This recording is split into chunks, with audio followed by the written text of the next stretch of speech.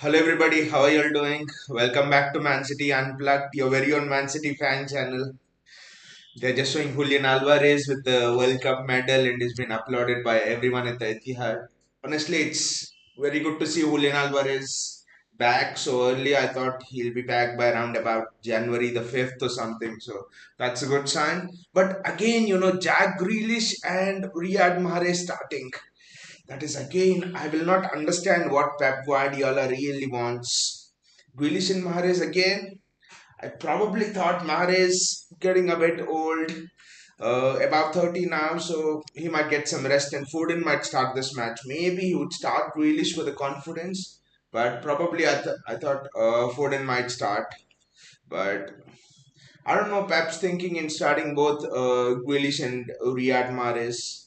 The midfield is like as expected. The midfield is Gundogan, De Bruyne, Bernardo Silva. I mean, the out of the three attacking midfield players, two will play and one will sit on the bench. That is on expected lines. Good to see Bernardo Silva play because against Leeds, I thought there were a few iffy moments. Gundogan is not the same box to box player he was almost at Dortmund, same defensive midfield sort of a player he was at Dortmund. So his his best trades are attacking wise now. So I thought we struggled to control Leeds a little bit in that match, especially in the counter, especially in that sort of 80th minute.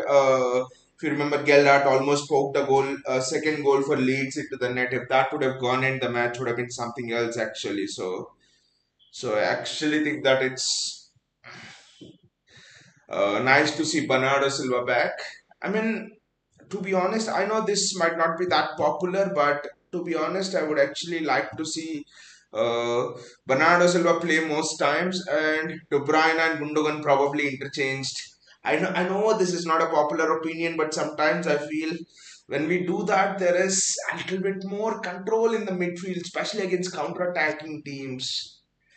But I don't know, and good to see Rico Lewis keep his place. I thought it will be hard for him because Walker, whatever be the performance of Rico Lewis, Walker was there, and you would always expect Walker to come back. But good to see Rico Lewis back. His performance, I would say, was beyond his years. It was exceptional, especially the way he drifted into that Rodri kind of a role when Rodri went wide, especially when he defended almost 1v1s when they were just pummeling. When Leeds players were pummeling Lewis in that DM role, he held his ground. He went into some meaty challenges. He didn't, get into all of the rubbish. He didn't get drawn into the rubbish that was thrown at him in terms of fouls and stuff. So Lewis, for me, that was a coming of age performance. If Lewis looks back in sort of 2 3 years time, he will remember, and he's flying at City, starting at City regularly. Then as the first choice fullback, then I think he'll remember that Leeds match as the one which really turned his career around. It was such a complicated performance. You ask a young fullback to tuck inside, go on the outside, to overlap sometimes, to get back sometimes. Then you ask him to go into the DM position, which is considered, which even Pep Guardiola might not play himself sometimes. He wants the DM position to be so perfect always. So that's interesting. The back line, there's not much choice, I would say, apart from Walker. Ken Shallow, again, I think the counter-attacking threat of Everton, and Nathan Ake has done no mistake actually, so I wouldn't say bring on Ken Shallow instead of Ake. That could be the only reason. Otherwise, Cancelo would start, but Ake hasn't done any mistake, so Ake is there. He's not starting Laporte after that Liverpool match because probably in that Liverpool match, he has seen how we got opened up by a ball over the top, a single ball over the top, not once but twice and almost thrice. So, so I think he thought John Stones, Akanji, they offer pace, they're good on the ball as well, and Stones is pretty much he plays well both on the left and right hand side. But the only thing we miss probably without an Aymeric Laporte is uh, is the diagonals. I would think diagonal to Riyad Mahrez, especially diagonal to that right hand side from the left. That is something which is important, especially when you're facing a team that wants to sit back, a team that wants to park the bus. So that is uh, something that I found interesting with not playing Laporte and Nathan Ake. Would you play Laporte over Ake in that left back position? Probably not. Laporte doesn't have the pace. I won't say pace is everything for a defender, but Laporte actually doesn't have the pace. So that's one thing that is going against him. On and all, just a bit surprised that is persisting with Grealish and Mahrez. And interestingly, there was an article as well in the Athletic actually, which was uh, talking about the fact that Grealish and Mahrez are one of the most disliked combinations together by fans, by City fans. City fans find it slow, they find it ugly, but the very fact that they help you control the tempo of the matches, they help you, not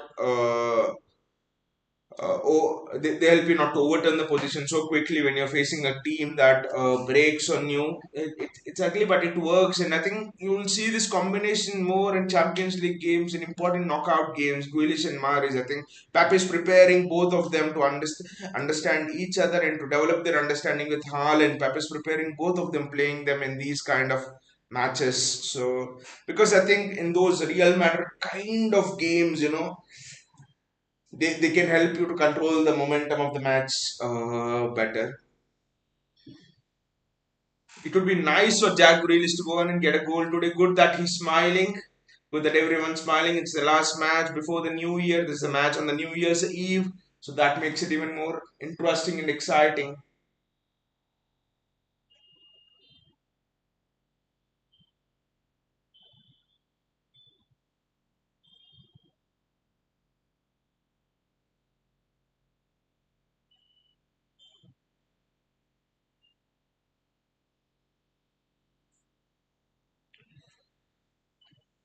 They're taking a bit of time to take that flag from the center of the pitch. It's kids and they're having fun. That's good.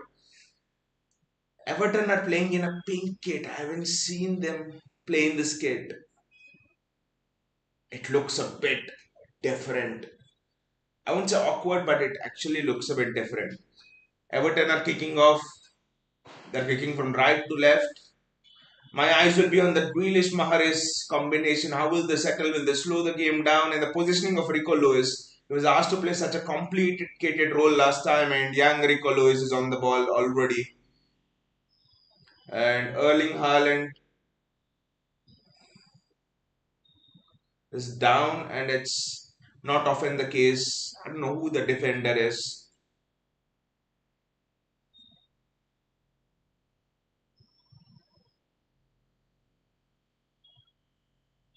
Was it a foul by Godfrey? Vinay says Haaland is down. Exactly, Vinay. Haaland is down. Hope it's not an injury at all. That's the last thing we need. That too on New Year's Eve. Going into this pile up of fixture list, we do not want Haaland to injured and anything like that. Contrast that with Arsenal welcoming two players back, Tomiyasu and who's the other player and Emil Smith Rowe. So I don't think we can afford Haaland to be down. Haaland has to play the season. Can't afford injury to Haaland. Looks bad, actually looks bad. He's having his hands on his face. I really hope he just shrugs it off. I really hope it's just a little knock. Big Norwegian.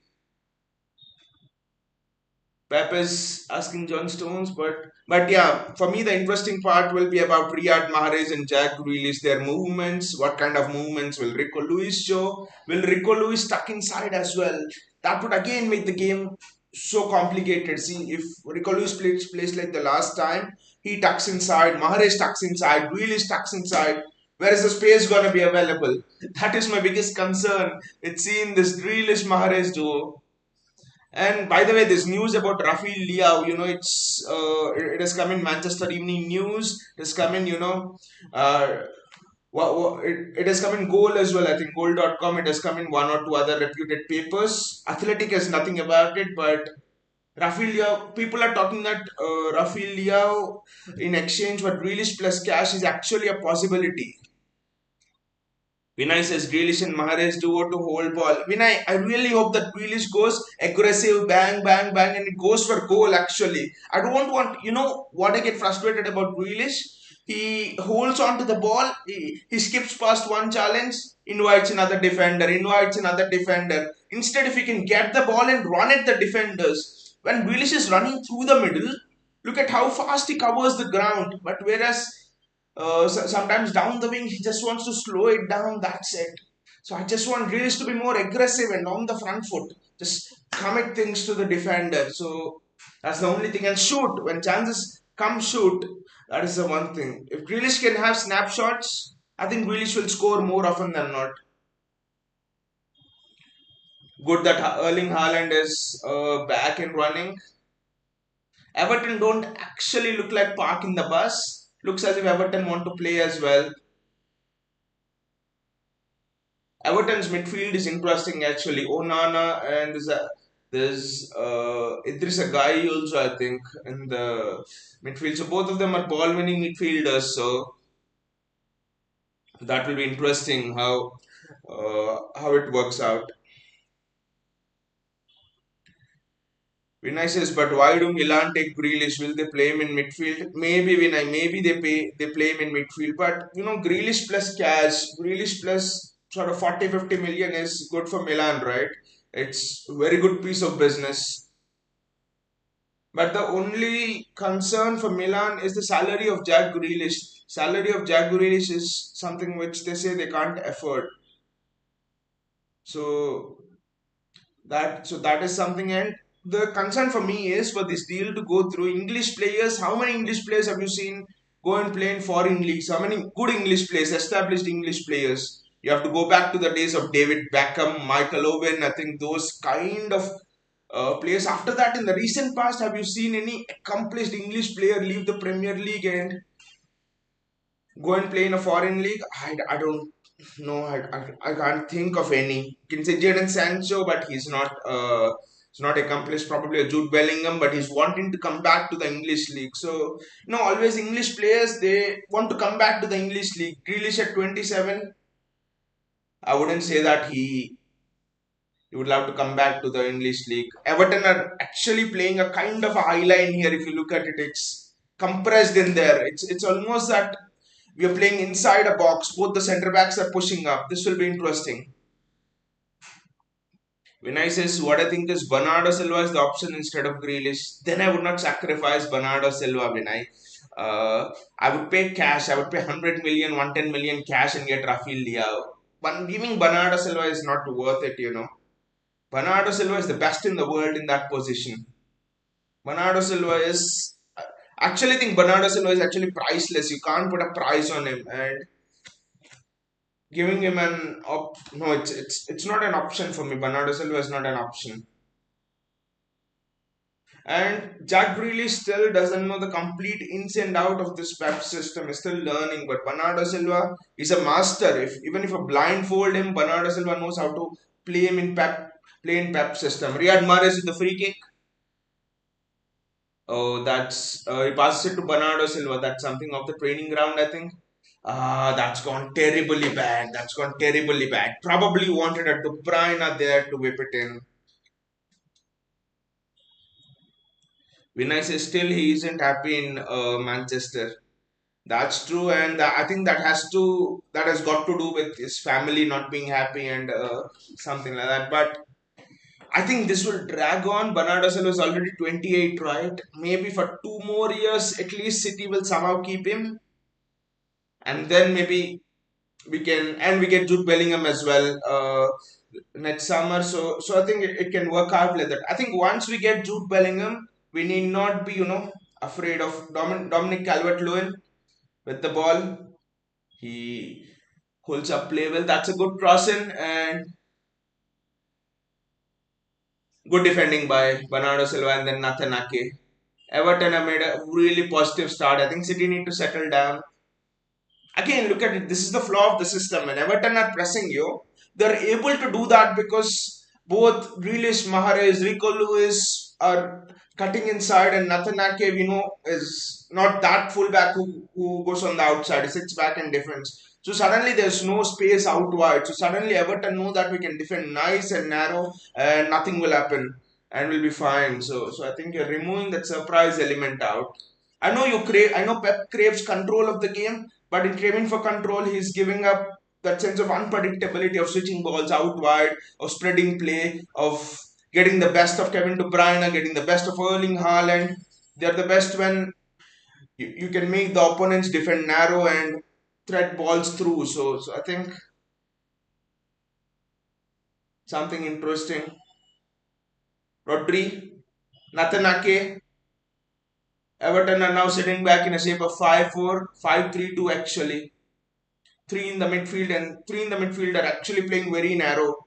Dominic Calvert-Lewin is pressing. Rico Lewis in the ball between the space that is very well collected by Rico Lewis. Wonderful, wonderful, wonderful pass from Rico Lewis. Jack Grealish into the box. Jack. But at least he was positive. At least he was positive in doing what he did there. Then, if you observe, he didn't hold on to the ball as much. He just took the ball and ran.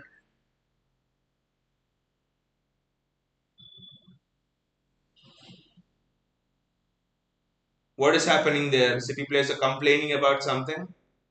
I don't know what is it.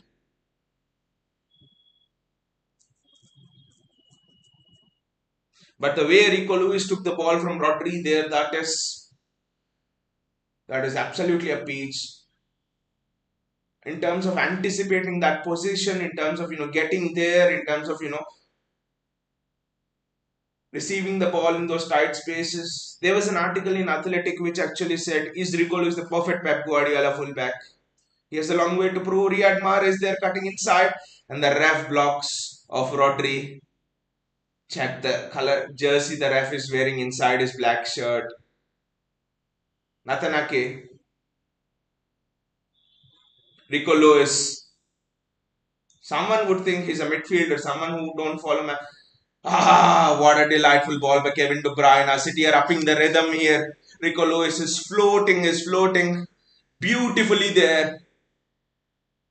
Rodri, they're cutting off the line of passes from Rodri to De Bruyne. They're actually cutting off the connection. So that is where Rico Lewis is coming in. I think this is interesting from Pep because a lot of teams would man mark Rodri and thus the supply to De Bruyne would be cut off. Liverpool did it. A lot of teams in this campaign also did it. Newcastle did it to an extent, and I think Pep is overcoming it with playing Rico Lewis in the midfield. Now you have two sort of Erling Haaland. Side netting. Erling. That sort of a position. Erling. That sort of a position is what we want Erling Haaland to be there. Did it have a touch of Tarkowski? I don't know, but what a chance for Erling Haaland. Was difficult. The defense put him wide, but again, that's a chance. That is City at their absolute best. I think the touch, Haaland wanted the touch to be a little bit more tighter, probably. The ball from De Bruyne is just outstanding. Probably, I think instead of taking the touch, Haaland could have just lifted it over the keeper. Probably that touch is what took him wide, actually. I know he wanted to just chip it into the net, but the touch is what took it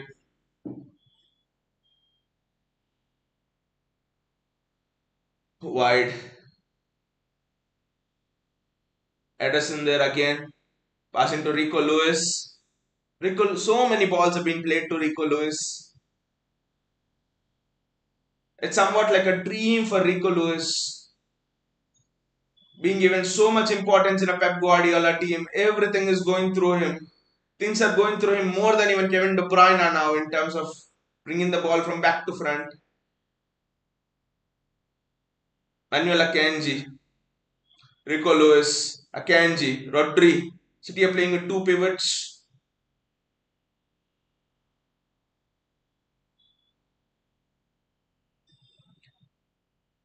Nathan Ake, Rodri. Probably a Joao Cancelo would make it even more spicier. A Joao Cancelo would enable us even more attacking threat, I think. I wouldn't be surprised if Pep starts Rico Lewis in big Champions League games ahead of Kyle Walker. Because for all of Walker's strengths, he can't play in tight spaces and is offside. Bernardo Silva's offside to cut short a stunning piece of City play. I think it's just offside. Bernardo Silva says it's not offside. Let us see. He was probably just offside. 12 minutes gone, 12 minutes have sped by. The template of this match is almost going similar to what happened at Leeds.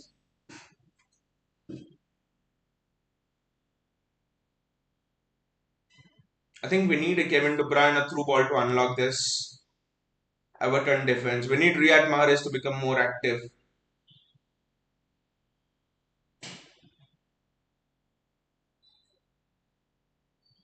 Natanake,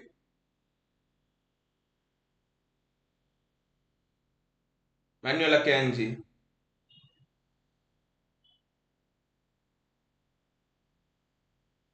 John Stones, Kevin De Bruyne. What a. The idea was good. The idea was good, but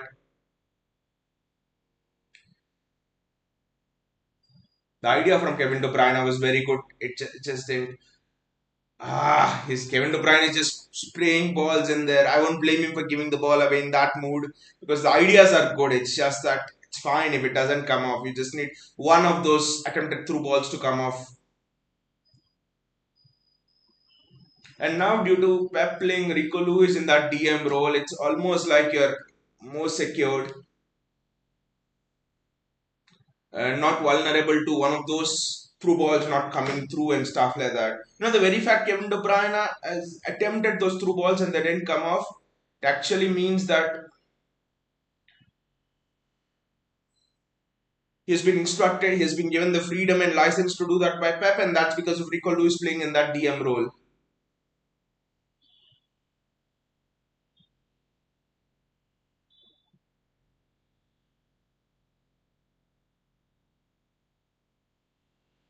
Nothing Ake, Manuel Akanji.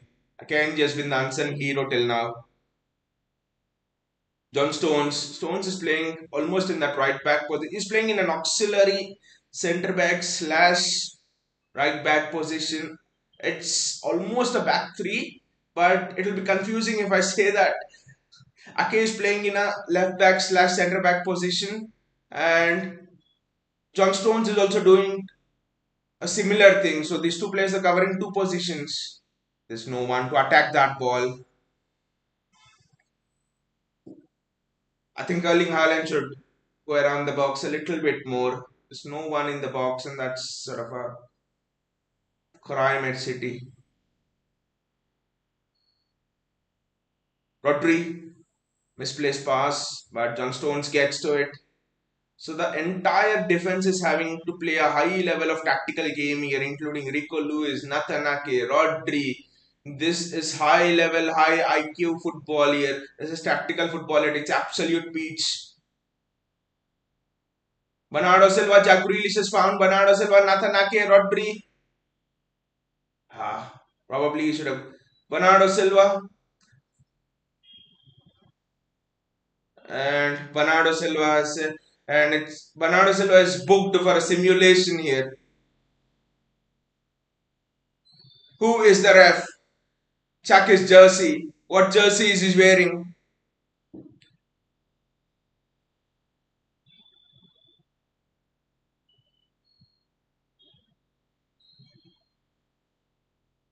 Probably Bernardo Silva anticipated the contact over there and he just fell down a little bit early.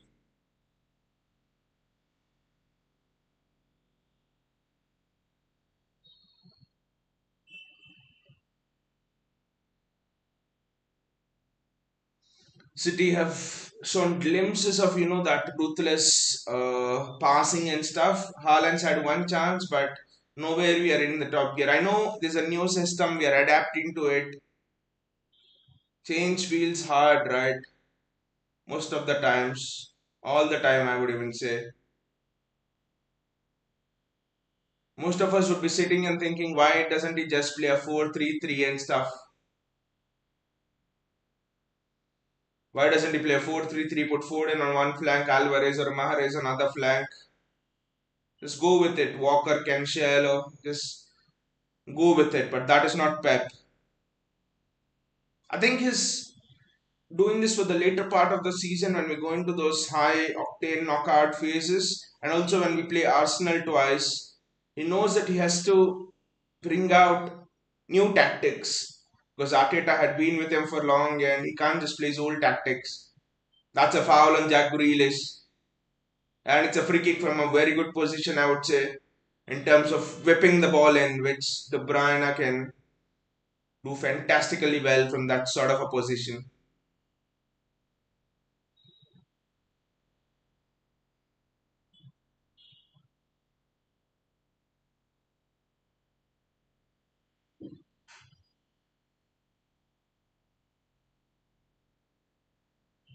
Patterson is the fullback who had committed the foul, and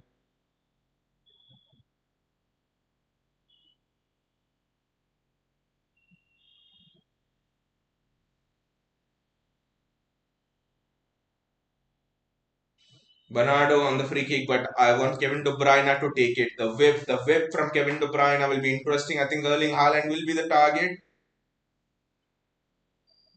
Ah,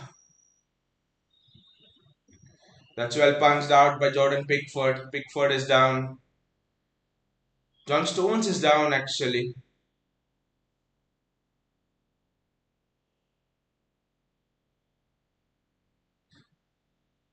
They may be asking for a foul on John Stones. The VAR is checking it. The VAR is checking it. Can you guys tell me what's happening? The VAR is checking it. The goalkeepers are protected species, but let us see. Did he get John Stones or did he get? I think the VAR checking it. I don't think it's probably. I don't know. Let us see in the replay. No. Pickford got the ball first, so that will not be a penalty. That will not be a penalty at all. It will be harsh actually to give that as a penalty. Pickford is telling he's got the ball, but he's played the ball. Fair play to him. Almost 20 minutes gone, and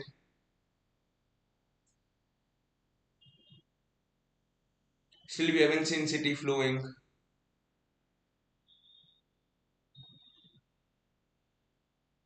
Still we haven't seen our attacking players called in action. It's all about Rodri, Lewis, Stones. It's all about the tactics that Pep is implementing. But the very basis of those tactics should be to bring the ball forward, right? There again, De Bruyne loses the ball, but City get a throw in.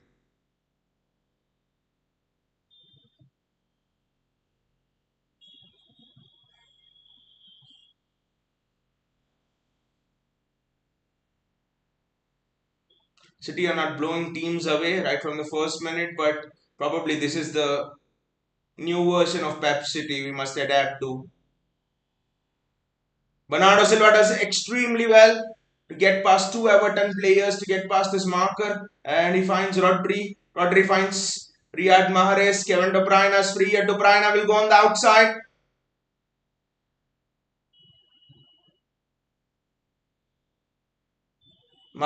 There are penalty claims, and the ref is just will return back to that, but the ref is just waving on for play to go on, and Bernardo Silva now finds himself on the right flank, and Rico Lewis does well there. Rico Lewis does extremely well, not a mistake from the guy.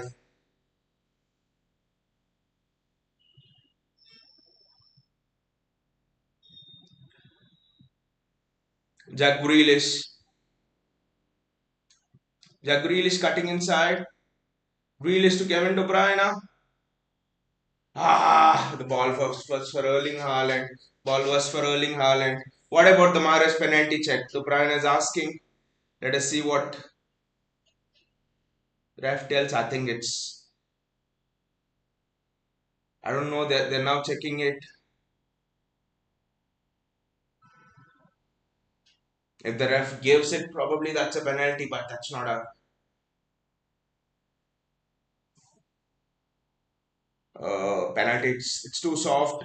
There was a slight touch on Mahrez, I do agree, but those are the ones that the ref gives. Probably VR doesn't overturn it, but Rico Lewis, great spread to Bernardo Silva. Kevin De Bruyne, City are just starting to flow into gear now. City are engaging the gears now. Kevin De Bruyne,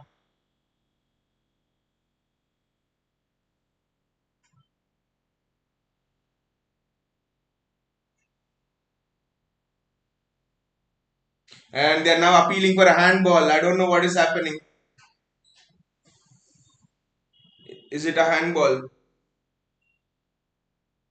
It was just De Bruyne and Mahrez seemed interested. I wouldn't say confident, but they seemed interested. Jack Grealish.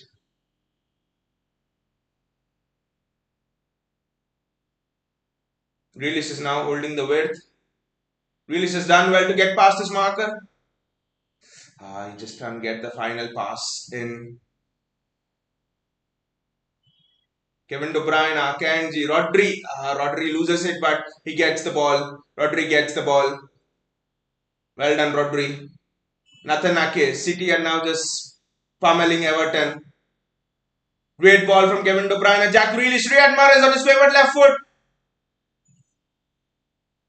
And Erling Haaland scores! Erling Haaland! What a goal! Erling! That is a fantastic piece of play. What an excellent construction from Manchester City there. Wow! It's Grealish, Mahrez, Haaland.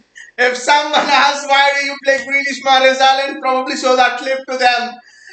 Wonderful there. Grealish to De Bruyne, probably De Bruyne to Mahrez, Mahrez to Haaland. Mahrez could have gone on the left foot over there. But, the beauty of that was Mahrez's presence of mind. He could have just blasted it on his left foot, but Mahrez actually chopped inside on the right foot. That just bamboozled the entire defense. And then he had the presence of mind to find Erling Haaland. Jack Grealish, Riyad Mahrez. Look at that. That chop inside is what had done the Everton defense. That chop inside. Everybody there, even I was expecting left foot, first touch he would shoot.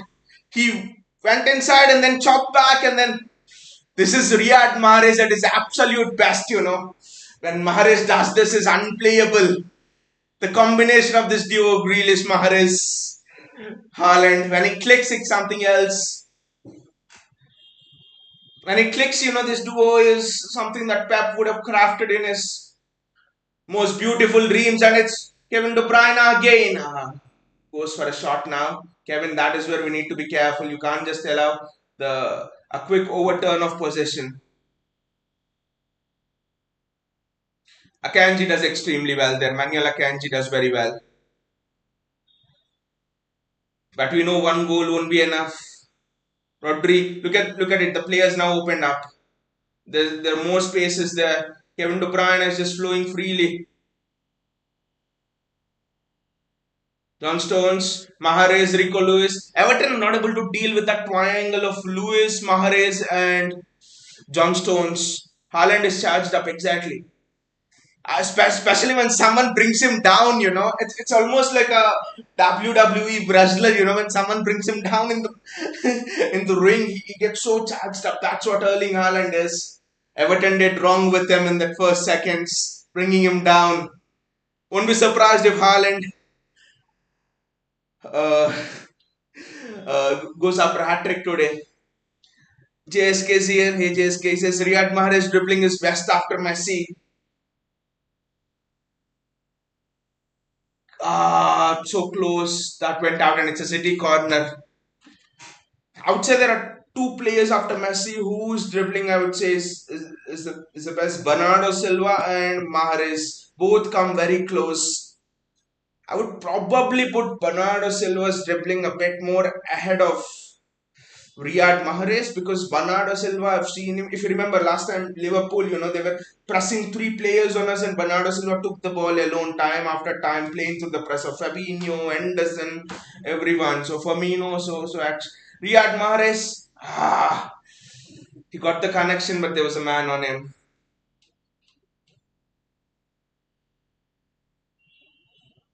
So for me, Bernardo Silva and Riyad Mahrez both come very close in terms of dribbling. Bernardo Silva dribbles like a dream.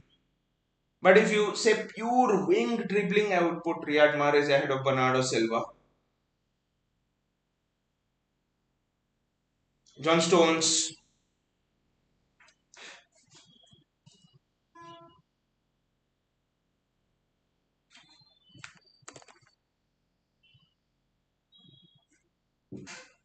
That's again a good ball, Jack Grealish.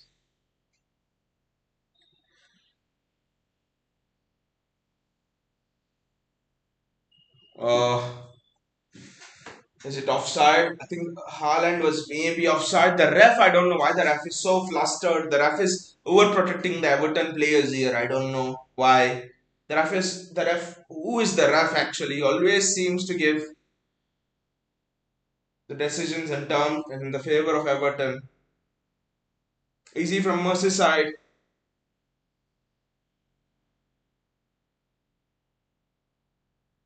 JSK says, by the way, Chelsea are ready to pay 120 million for Enzo Fernandez. Well, Chelsea's owner has decided to play football manager in real time, in real world. That's what is happening. That's what I think. 90 for Fafana, 120 for Enzo Fernandez. I think even when someone plays football manager in real time, they'll think about spending that much amount of money. Even in a game, we think about spending that much amount of money. This Chelsea owner is insane. I wouldn't say it's bad because Enzo Fernandez, would you want him to go Chelsea or Liverpool or United? I would say Chelsea because they look the least of the threat, and it's a overturn now, and that's good running there by Rodri there, good covering up. It's a yellow card to Kevin De Bruyne. JSK says at least Grealish pressure will reduce.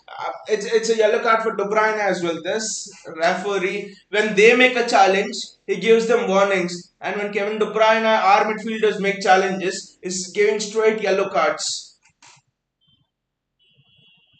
Vinay says KDB has no mercy for Belgium.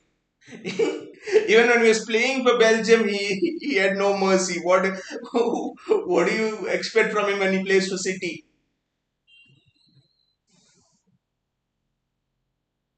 Honestly speaking, that Belgium team was actually shit, and the manager was even more shittier. Having good attacking midfield players like De Bruyne, for example, and he plays a back five system. That Belgium Roberto Martinez was absolutely shit. It's a free kick from Everton, and we have to defend it well. Nathan Ake, one of the best headers of the ball in the world. That's well defended by Riyad Mahrez. Mahrez coming back and doing his defensive duty. Pep knows a single goal is not enough. Looking at what happened against Leeds, there's Demari Gray. We haven't seen his pace, and the reason we haven't seen his pace is because of that Luis and Rodri duo. What they're doing there, that's a tactical masterclass, I would say. What Pep is doing with Rico Lewis. I know the game is not over, and it could just backfire, and you would say, oh, City are now being suffocated. We have no flexibility in attacking wise, but at least till now, that Rico Lewis pivot is just fantastic. And what a steal back from Manuel Akanji. City of space to break here. It's Kevin De Bruyne. It's Kevin De Bruyne. Jack Grealish.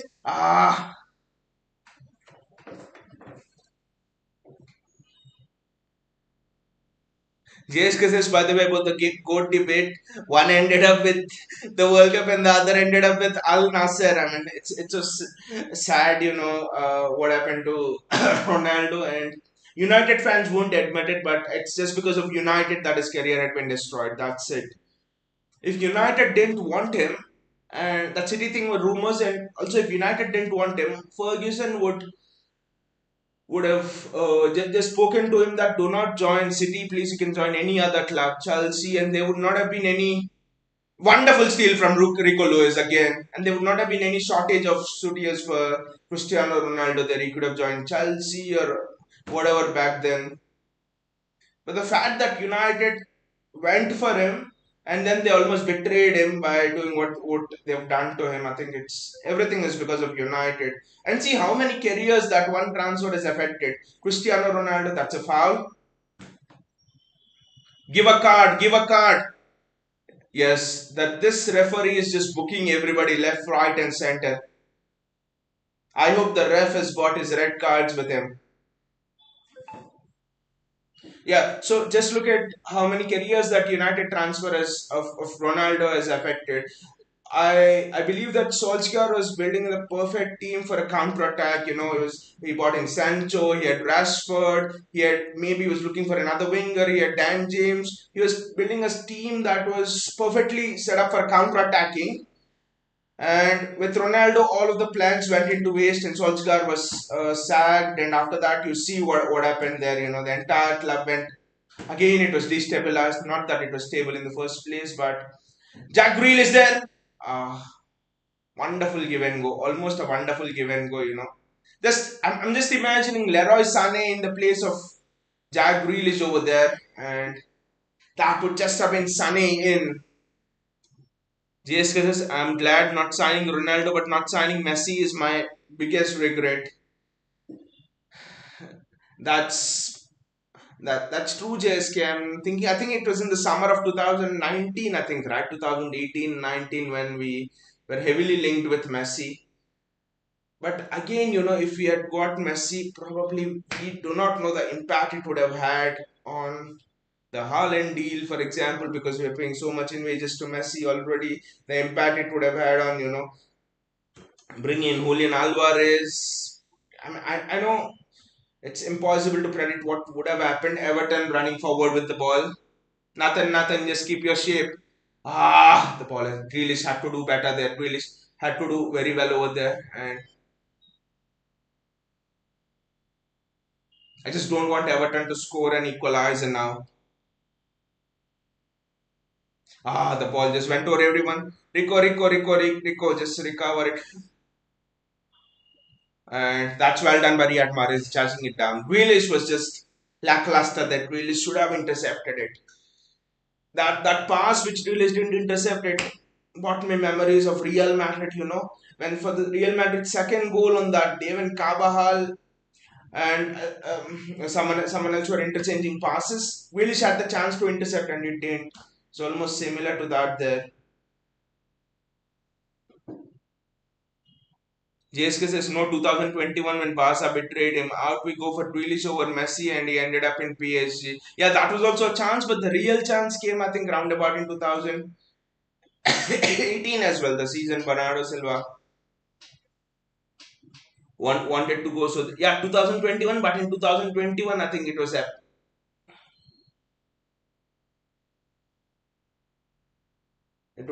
apparent we were not going for Messi because we probably would not have liked to pay that much wages. But again, we cannot predict what would have happened. Roshan says, I won't read that comment because that is just not true.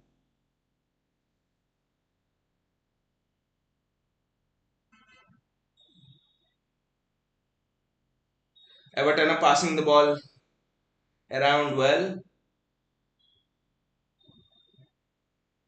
Erling Haaland having to add a little bit of jog and that will just ease his muscles. Rico Lewis got a little bit high up and John Stones does well to cover up. Interesting positions down the back, actually, the back line.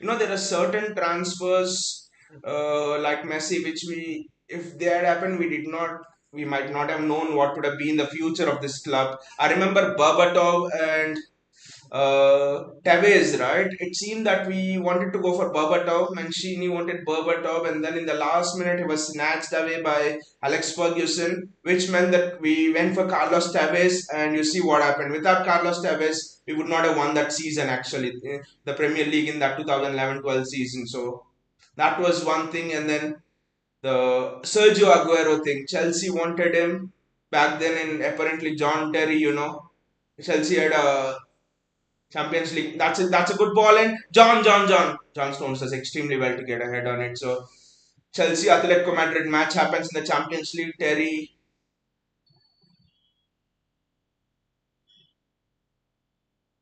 Terry told Chelsea that Aguero is not good enough. So lot of things in history that probably if they would have gone the other way, we could not know what would have happened. But the good thing with us is whenever we didn't get a man in the transfer window, very good things have happened to this club. Didn't get Berbatov, Tevez came. Because of that Terry thing, Aguero came. United came in for Harry Maguire, which we did not expect, and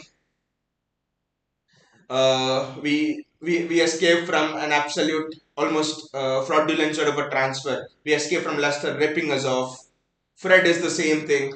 Jorginho, it looks almost the same thing because if Jorginho came, I doubt Rodri would have come.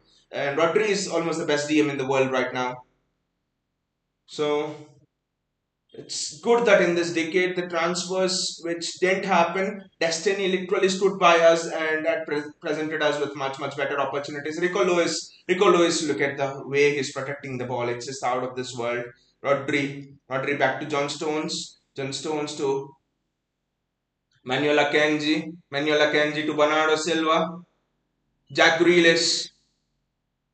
Rodri is free. Jack utilize Rodri. He's given it to Nathan Ake to Rodri. Rodri switches it excellently well to Riyad Mahrez. Mahrez to, that's a loose ball in this. No one there. I thought it was to Kevin De Bruyne. And Everton repay the same thing. Yes, because this, by the way, is right. Mohan. Vinay says Haaland is angry on Godfrey. He's very angry. After the goal, you should actually see the reaction.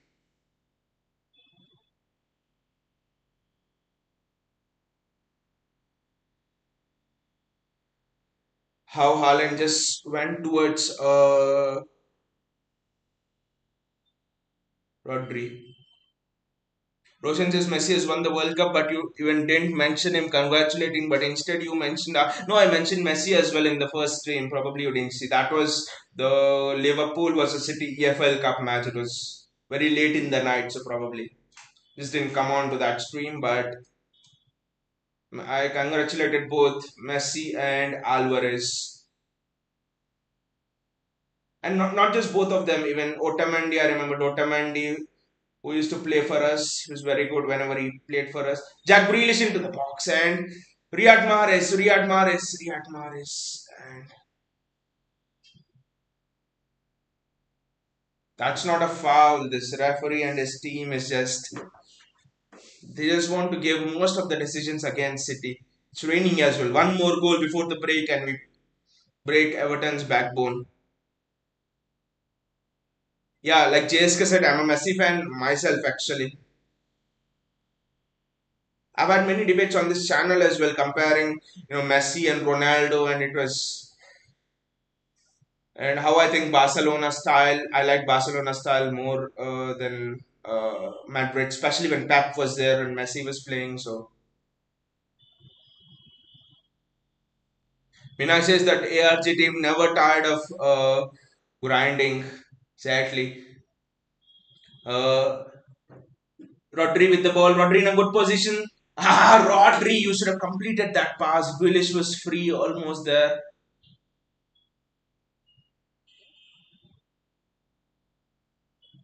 Rodri, Manuel Akanji, Kevin De Bruyne, Rico Lewis. What a ball there, what a ball, what a switch there to find Jack Grealish. Natanaki on the outside. It's a corner for City. Probably wanted to do a Cancelo overlapping like that on the outside. Just imagine the crosses that Cancelo would put in. The one problem I have with this is probably for Cancelo comes in, but Ake has done good defensive work, so I think it's just a sacrifice kind of a thing. You bring Cancelo, you sacrifice a bit of attacking prowess. Haaland is now speaking with Godfrey. Look at how Haaland is taunting Godfrey actually. This is interesting. Things have gone on between Haaland and Godfrey.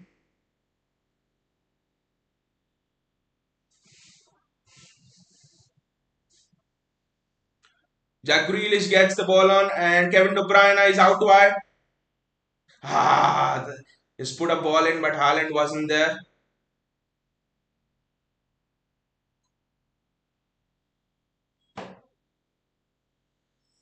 Rodri.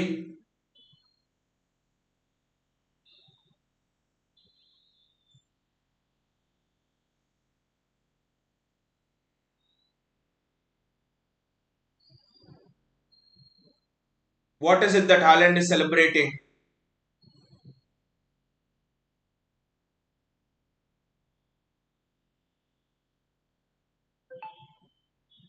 Haaland is a superstar. What has happened there? Because my network just turned off a bit. What has happened there? Can someone tell me actually what has happened there?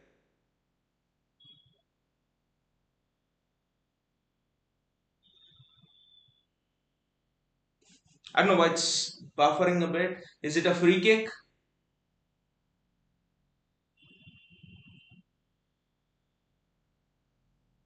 Kevin De Bruyne with the free kick. I think it's actually in a very good position. The way Haaland reacted there, I actually thought probably it's a penalty, but it's a free kick.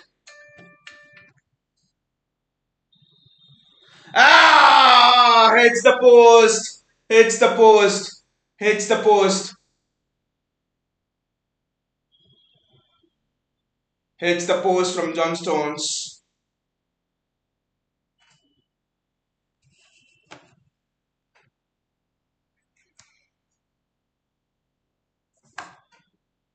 That was so close. It hits the post from John Stones.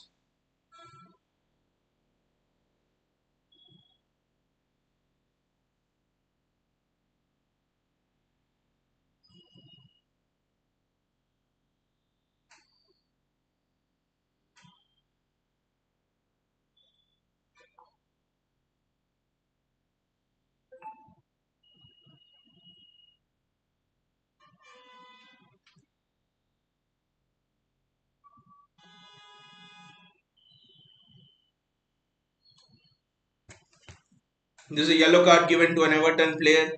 Uh, JSK says Rico Lewis is perfect fit for inverted fullback system. He's just a level over Walker in terms of that uh, inverted fullback system actually, because he can just play in those tight spaces. And when I says that Kulu, wait, I'll just see the replay and probably no, Stones was not onside. That would have been a perfect ending to the half, right? Perfect ending to the half. Vinay says that Colomon is saved and Martinez choking dozens of chances. Still fresh to me exactly. I actually thought that he scores there and France win the World Cup, but that was just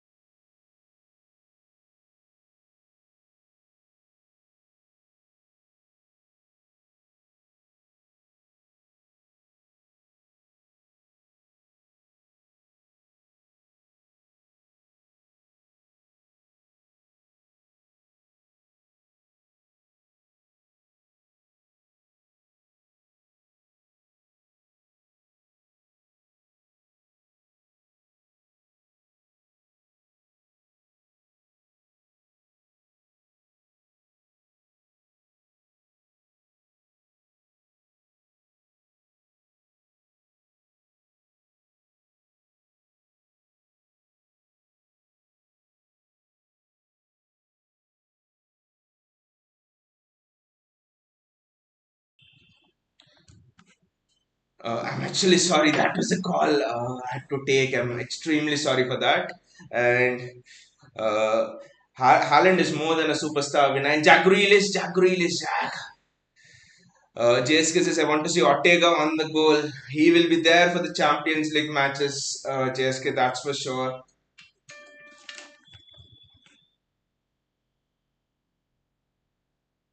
He'll be there for those Champions League matches.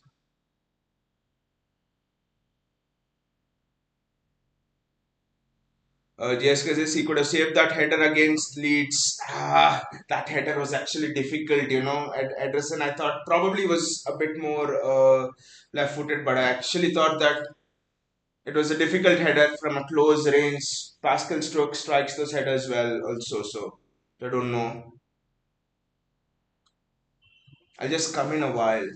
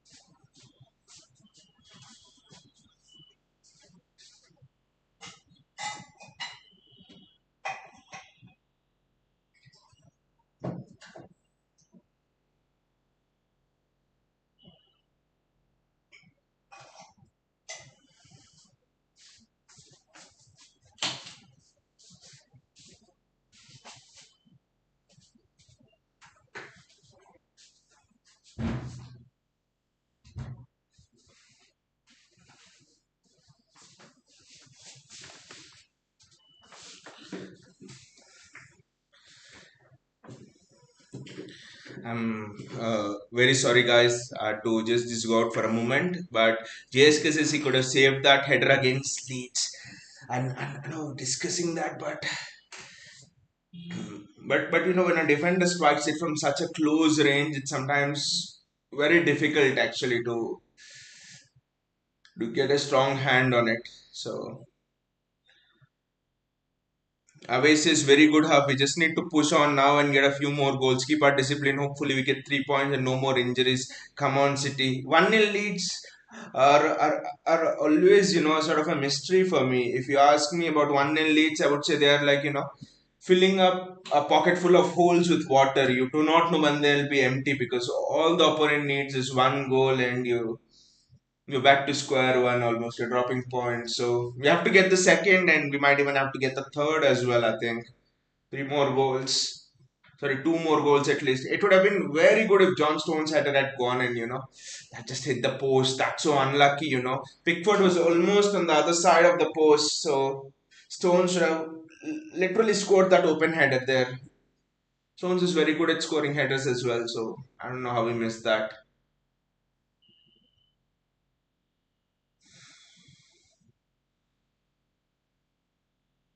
Overall, I would say a half where we had good control, very good control. I would say a half where Rico Lewis showed that he can actually take over from Kyle Walker on a consistent basis. A half where Rico Lewis again for me he had all of this control which we had got was because of Rico Lewis playing in that double pivot role with Rodri. This actually meant that this actually meant that when a Kevin De Bruyne attempts an ambitious pass and the turnover happens, or when Willis tries to dribble with the opponent defender and a turnover happens, you suddenly have two pivots, Nathan Ake and Akanji John Stones back there. So suddenly you have your five defenders back there guarding your back line. Now this is sort of a thing which Pep first developed at Bayern Munich, playing that inverted fullback, and since probably those days of Brian David Alaba, Philip Lam in that inverted fullback position, I don't think he's. I know this is a big claim, but I don't think he's found as astute a fullback as Rico Lewis to do that role. We've seen Kyle Walker do that role, but the thing with Kyle Walker was people were allowing Kyle Walker to this season. If you see, people were allowing Kyle Walker to have the ball, Kyle Walker to progress the ball, Kyle Walker on the ball in tight spaces. Everyone will accept that. At City, he's probably he comes in the last 2 3 players. He's probably the most limited in terms of playing in tight spaces.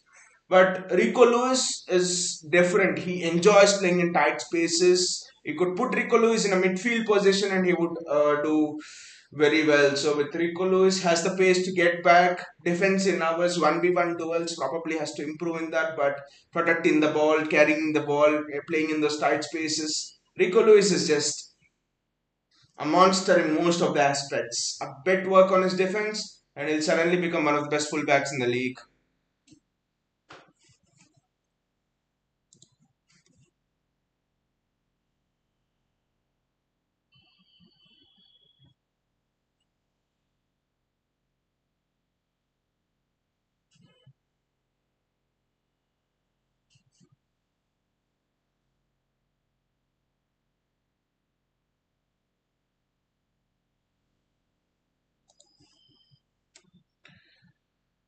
Will he go with the control of Mahrez Grealish? When will he bring in Julian Alvarez? When will he bring in Phil Foden? I think Phil Foden would be raring to go.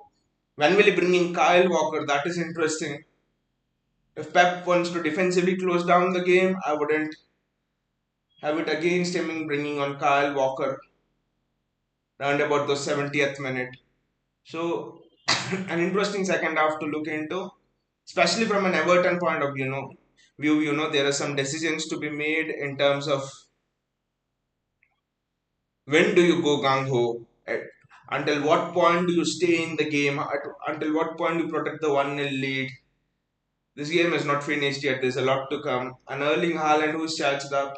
Will Pep put Haaland and Alvarez together? This is Alvarez's first game for City after winning the World Cup. So a lot of dynamics in there, a lot of things just chirping on and almost getting ready to explode, especially Haaland and Godfrey thing.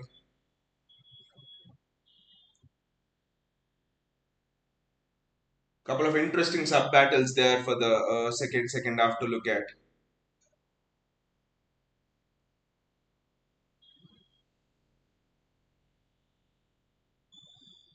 I think the pivotal clashes will be with Arsenal and this inverted pivot system. I think Pep is going into counter not just Mikel Arteta but counter the demons of the Champions League. I think what has happened is Pep Guardiola is trying to construct a system against which it's almost nigh on impossible to counterattack. And at the same time he wants the system to have great attacking fluidity going forward. Such systems simply do not exist in football. Jose Mourinho tied at the back and heats you on the counter. You go attacking and you leave spaces in behind. But with this sort of a system, Pep is, I think this might be the next big tactical revolution in there. Pep has tried to do it a few times in the past, but right now I think it has come of age. This system of an inverted fullback. It's not just an inverted fullback, that few managers could have tried in the past, but it's also about the roles John Stones is playing, the roles Nathan Ake is playing. And by the way, this inverted fullback system explains why Ake is playing and not Cancelo, because this system demands Rico Lewis goes inside of the right, which means John Stones has to play sort of a semi right back and a semi center back sort of thing, and Nathan Ake also has to play a semi left back and a semi center back sort of a thing. Cancelo, can he play that semi center back sort of a thing? Do not know. So I think that is one of the reason why Nathan Ake is starting, which means you have almost a three at the back and two pivots sitting in front of them. And then you have your De Bruyne and Bernardo. It's sort of a 3-2-2-3 sort of a system there. And if you remember when we lose the ball today, when we lost the ball today, we have not defended in a 4-4-2. Instead, it's sort of been in that, sort of been in a back three shape or that sort of a thing, at least on some occasions. So certainly Pep has worked on something new, not entirely new, but is fine tuned what is tried to do from the start of the season. Inverted fullback, but Pep has worked out who could be my best personnel over there for playing this system and trusting tactics from Pep. The only thing for me is it would be nice if we could get a little bit more attacking fluidity.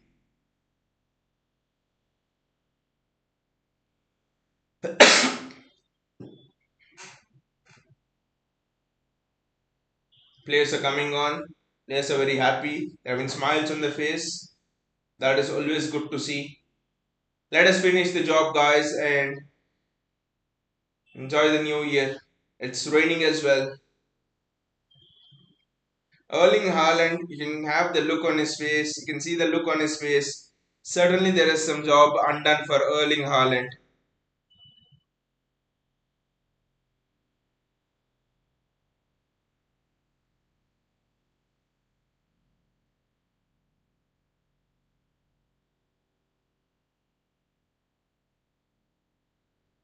Dominic Calvert-Lewin as well. I think it's his first game or the second game after return. I don't follow Everton much, so I don't know. Erling Haaland to kick off the ball this time. What I would like to see is Haaland score a hat trick and just show it off to Godfrey, celebrate in front of Godfrey like crazy. That would be interesting. John Stones.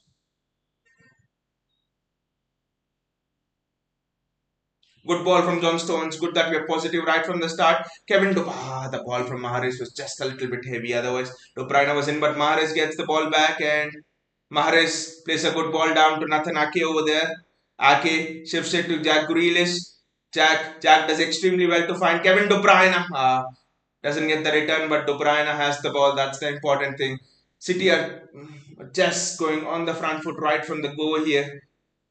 Riyad Mahrez, John Stones, Riyad Mahrez.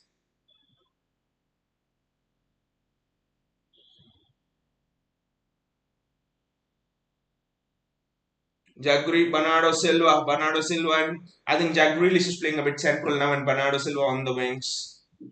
Discipline is the only reason I think Bernardo Silva can hold the bit better than Jack Grealish. Unlucky bounce for Riyad Mahrez, but Everton are just not able to play through not the press but the traps of City. We're not pressing and using our energy, but we're setting traps over there. Pickford has to go along, and we get the ball back. Rodri collects it.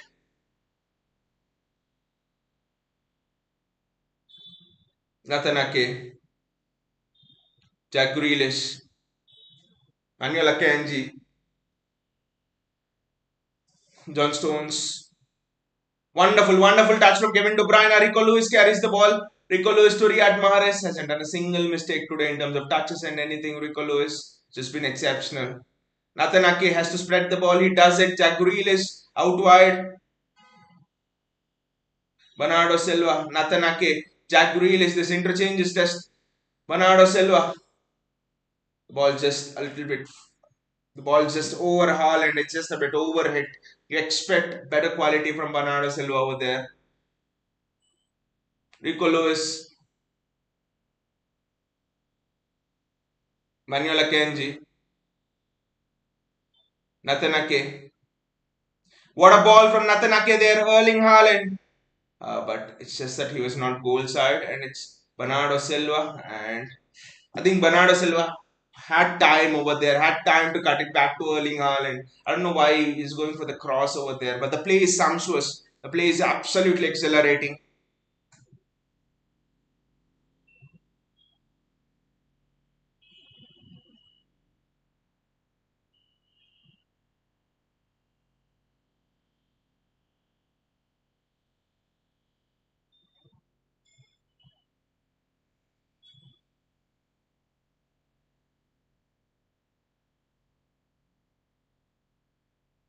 Manuel Akanji, Rico Lewis, Rodri, Manuel Akanji, Kevin De Bruyne. The ball was slightly overhit from Akanji, but De Bruyne does well. What a switch! I think it's Rodri. What a switch from Rodri over there. Jack Grealish.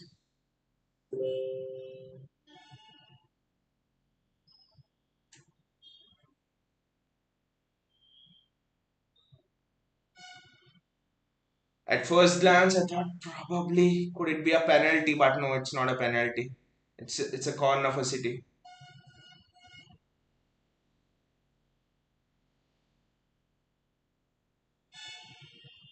City are just right on the front foot, but we have to get the second goal. We know that this can't carry on for long.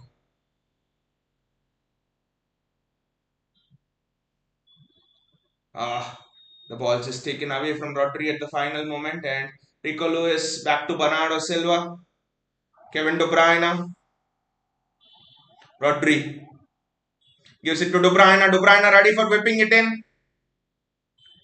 Ah, I don't know why he didn't whip it in. Everton have to clear it now. Everton are on the ropes. Now Tell got free to dance. Now Tell got free to perform all of those antics. Just would love Erling Haaland to score a goal and celebrate like crazy again in front of Godfrey. Manuel Akanji, John Stones, Nathan Ake, Bernardo Silva, Jack Grealish. Almost found Erling Haaland over there.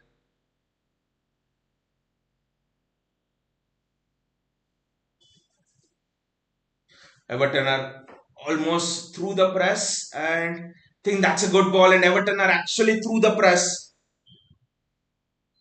Akanji does extremely well, and Riyad Mahrez collects the ball, and you can't you can't take the ball of Riyad Mahrez. That is impossible. Rodri, and now the Everton forwards are actually sulking that they have to jog back all the way to defend.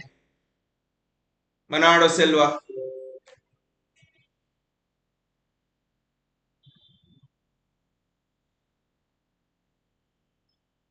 Riyad Mahrez, Rodri, Rico Lewis, Riyad Mahrez, John Stones, Grealish just cannot keep it in. If he would have kept it in, that would have been an interesting 1v1 with Patterson, I guess. With Mikalenko, actually.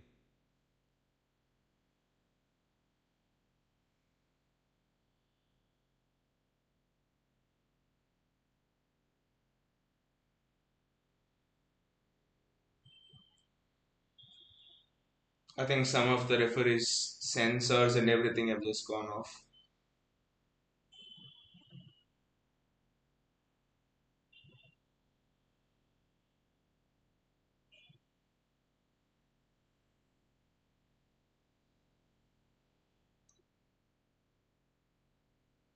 The counter attack from Everton was actually good, but look at Manuel Akanji's positioning over there. Manuel Akanji's positioning over there is fantastic. It's very, very good. And Riyad Mahrez backing him up. It's actually good.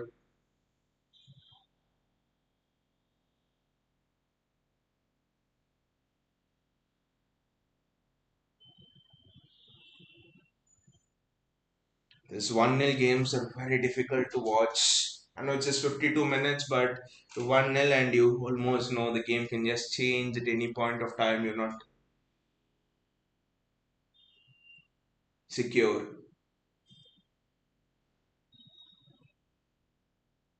I think it is one of referee's assistant whose technicals are not working.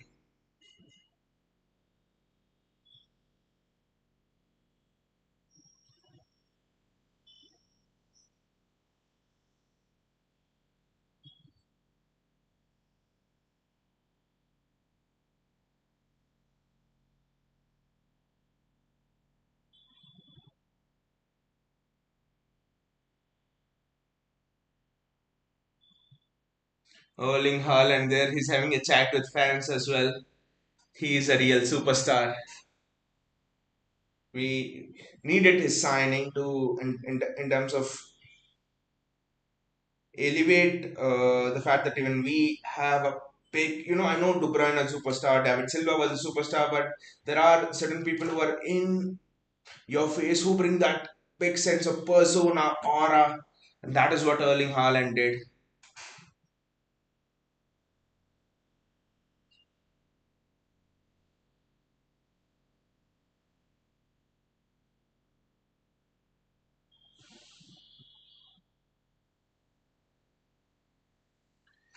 It's a big break actually. There'll be a huge chunk of added time as well.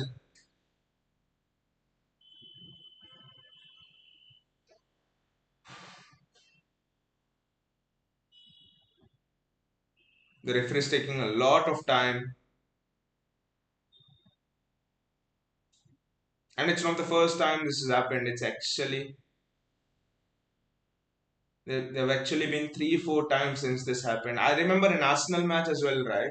Was it Arsenal Leeds or something where an entire half was postponed and the match was started 45 minutes later because the communication was not working with VAR.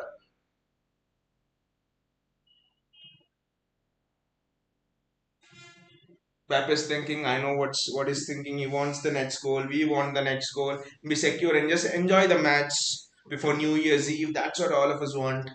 Because this 1-0 will just kill us. This 1-0 will kill us with tension actually. Pep is telling Nathan Ake to just go and bomb on. Ake has been very positive. I've been really impressed with Ake this season in terms of his ability on the ball, in terms of his, the way he's taking care of the ball, the way he's going forward. Because in the previous seasons, you looked at Ake and you were like, he's not someone who would go forward with the ball. He's not someone who you know who is not someone who you'd see in an attacking sense like a Joao Cancelo. He's a pure defender, but this season his overlapping, his defensive sense is excellent. His defensive abilities have just improved. So Nathan Ake is a player who might have gone under the radar, but his improvement has been tremendous this season, right from last season.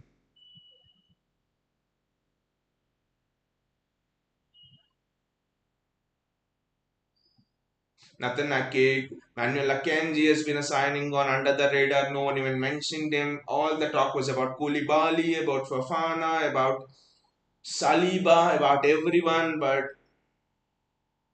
Manuel Akanji, what a signing he's been again. Even in the World Cup, he single-handedly faced 1v1s, for example, against France and did well for Switzerland. So Akanji has been very good.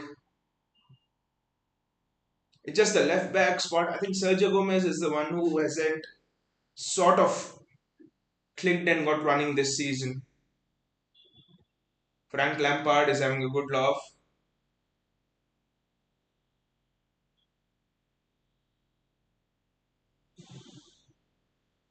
The referee just doesn't seem to getting his technicals right.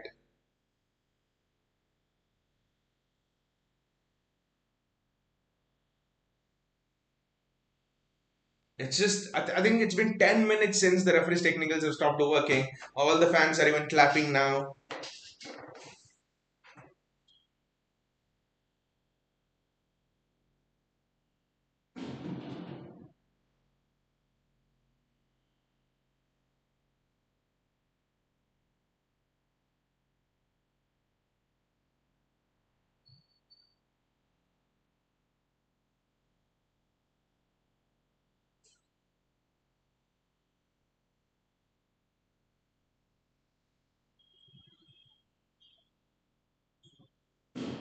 Kevin De Bruyne, Erling Haaland, Pickford has to go long. They've gone to Pickford and Pickford has to go long. No, he's taken the risk and he's played up.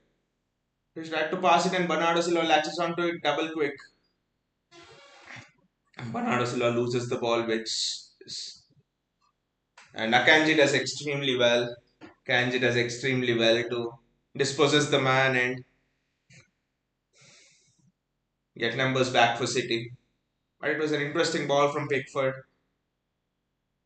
So I expected him to go long and he didn't. He to find a man and it's Kevin De Bruyne.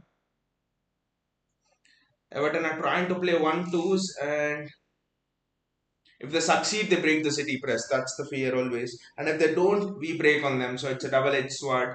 I think Lampard has relayed instructions to Everton to go on the front foot now, probably.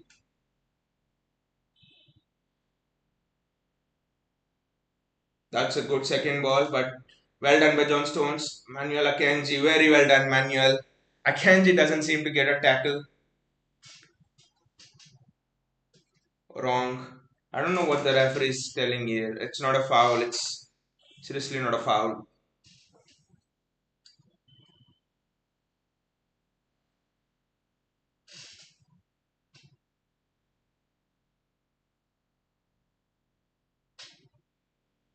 Grealish gets the ball over there.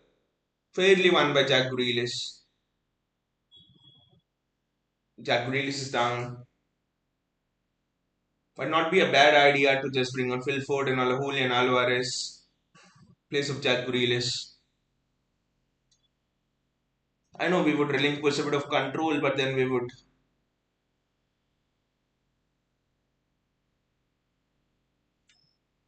would be having the sort of direct attack mindedness of Phil Foden.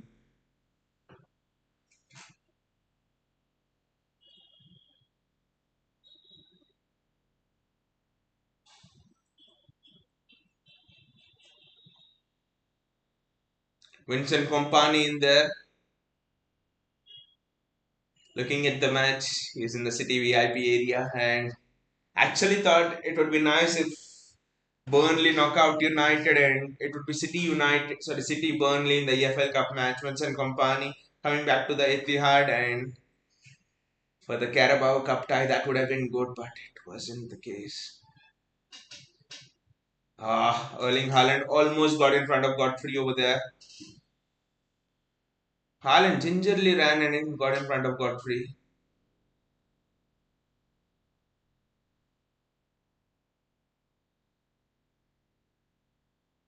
What did the referee do? He's giving bloody all of the decisions in favor of Everton. What will happen if his boot comes off? It's not a foul.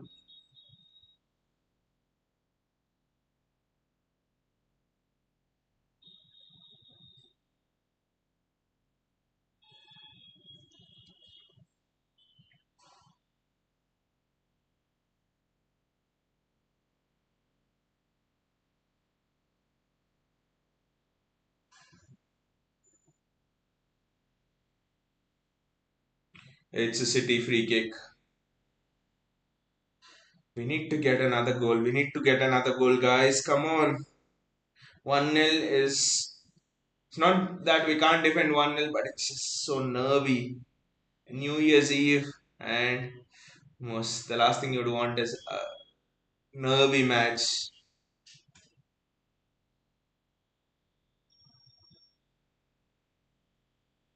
Nathanake, Rodri. Well done by Rodri.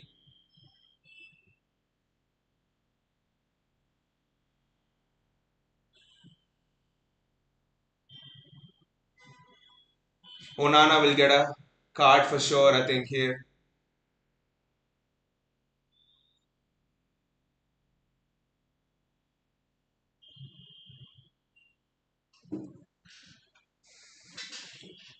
I think the Everton players are doing a lot of fouls.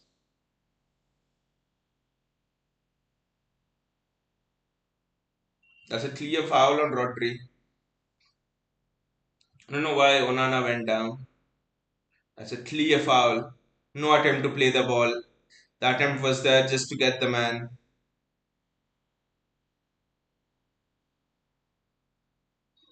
Manuel Akanji, Rodri, Nathanake, Jack Grealish,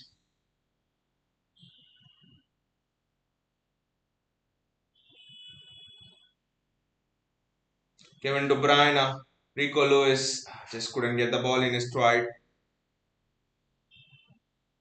Manuel Akanji, Nathanake, Bernardo Silva.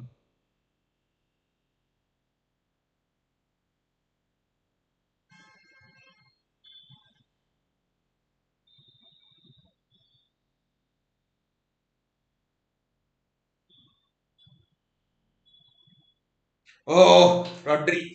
Rodri had given the ball away now. Very, very dangerous position here. I just hope Everton don't score. And Damari Gray scores, and it's 1-1.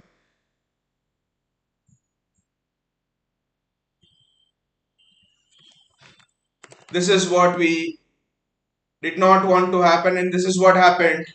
Everton score, it's 1-1, and that too at the Etihad. Rodri, it all came from Rodri giving the ball away.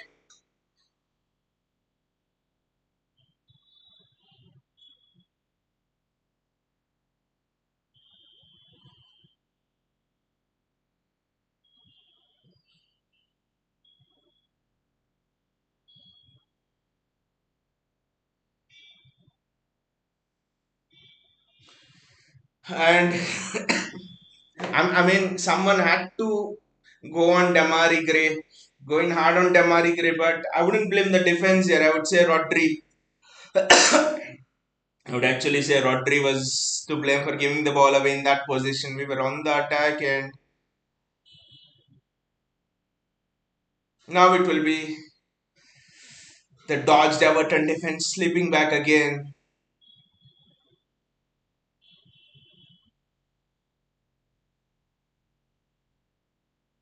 I think now Foden needs to come on. Enough of this Grealish Mahrez thing, control and stuff.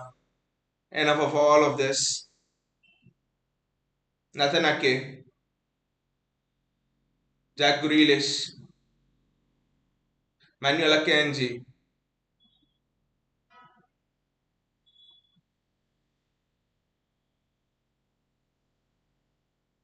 Nathan Ake, Rodri. Good switch from Rodri. Riyad Mahrez. Mahrez was just blocked off there. Just so disappointed with the goal going in. Nathan Ake.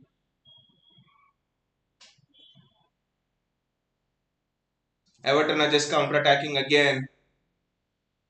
It's Demari Gray now.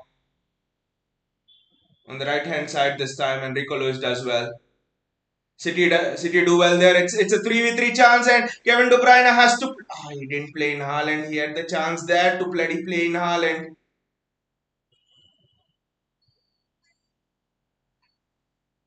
De Bruyne had the chance to play in Haaland there. I don't know why he didn't attempt that pass. The game has now gone gung ho. It is erupted, and it needed to be erupted.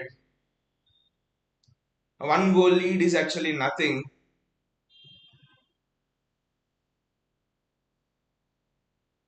Kevin De Bruyne,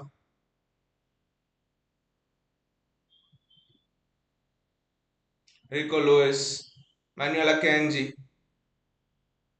Such a stupid pass from Kevin De Bruyne.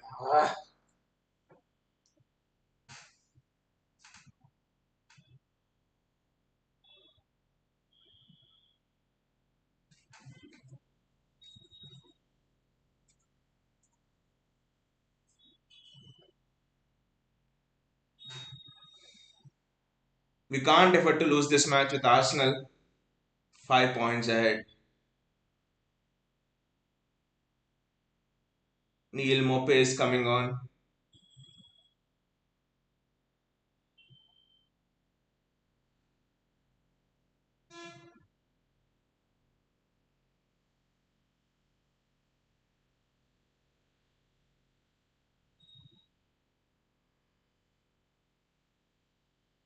And it's a corner for Everton. Now all the Everton players are pumped up. All the Everton fans are pumped up. This will be a very tough phase for City to deal with. A very tough phase.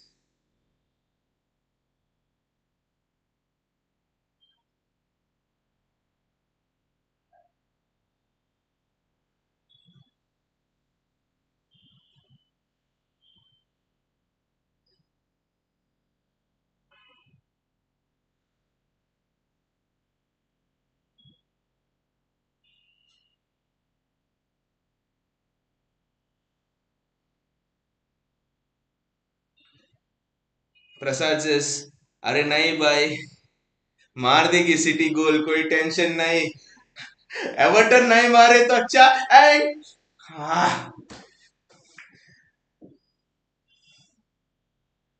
it's not that Prasad. Arsenal are 5 points ahead in the league, so we can't afford to drop more points. Just need to score somehow. हमेशा इतना tension क्यों देती है city Calvert-Lewin is going off. Patterson is going off. This is an interesting change. Neil Mope is coming on. I think it's an attacking change. That is interesting. So Lampard wants to go for it. Pep Guardiola wants to go for it. So it's Seamus Coleman who's coming on. So both are attacking changes. The momentum is with Everton. We need to suck the momentum out. And to do that, I think just bring on Phil Foden. But I know what will happen. This is a match where Pep will not make any bloody subs. And Bernardo Silva's got the ball. Plain Erling Haaland with the ball in the box. Riyad. If Riyad would have connected it, that was 2-1 City. Don't know why the ball just fell on the top of Riyad Mahrez probably. And Mahrez with the ball again.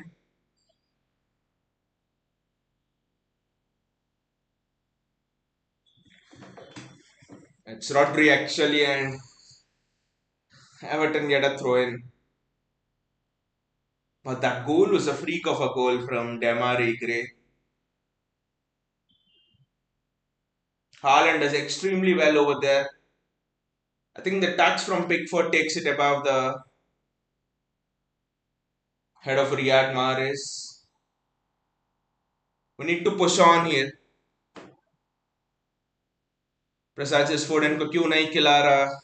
That's the biggest question. Even in last match he didn't play Foden. The thing is Pep is obsessed with Grealish and Mahrez combination because he thinks both of them give him control against counter-attacking teams when possession is overturned quickly. They don't allow the possession to be overturned quickly. They hold on to the ball. So that's why Pep is not playing forward and is going with Grealish, Mahrez. Rico Lewis, Kevin De Bruyne. Back touch from Rico Lewis. Now Rico Lewis is also taking back touches. This bloody Damari Gray has to choose only this match to hit a worldie. He will not do it against Arsenal or Liverpool. He'll only do it against City. Look at Everton defending now. It's going to be bloody so difficult.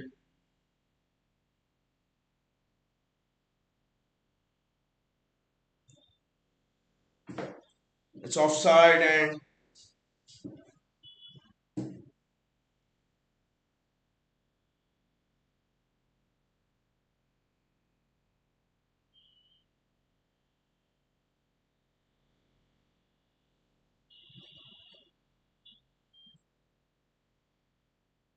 it just hit the top corner and gone in. Look at the luck. John Stones header in the first half hit the inside of the post and gone out, and Demari Gray's long shot hit the sort of inside of the post, inside of the bar, and it has gone in. On another day, could have been different. This would have gone out, and John Stones would have gone in. Mahrez does well to play in Rico Lewis. That's a throw in for City.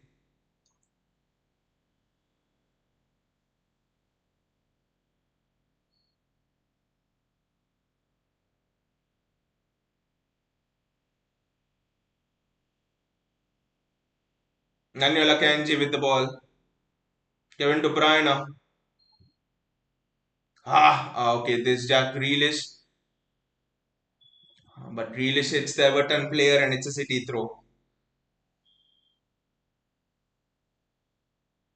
Grealish hits Seamus Coleman, I think. Nathan Ake. Bernardo Silva. Bernardo Silva. The 1-2s are just not coming on. Rico Lewis. Riyad Mahrez. Mahrez should have just got in the cross early, but they're doubling in on Riyad Mahrez. I think you actually need a Phil Foden. Kevin De Bruyne. Riyad Mahrez. Rodri. Bernardo Silva. Bernardo Silva. The second cross he's put in wrong actually. John Stones.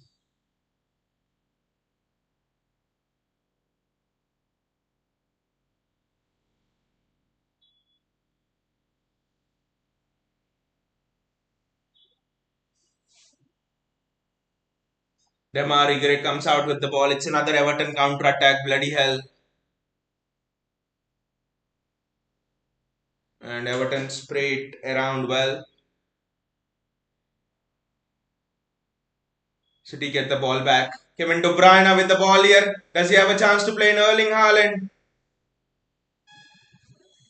Kevin De Bruyne still has the ball. He sprays it to Riyad Mahrez. Haaland just not able to play in Erling Haaland. Give the boy one chance. Give the boy one chance. Give Erling Haaland one bloody chance. Rico Lewis. Rodri. Jack Grealish.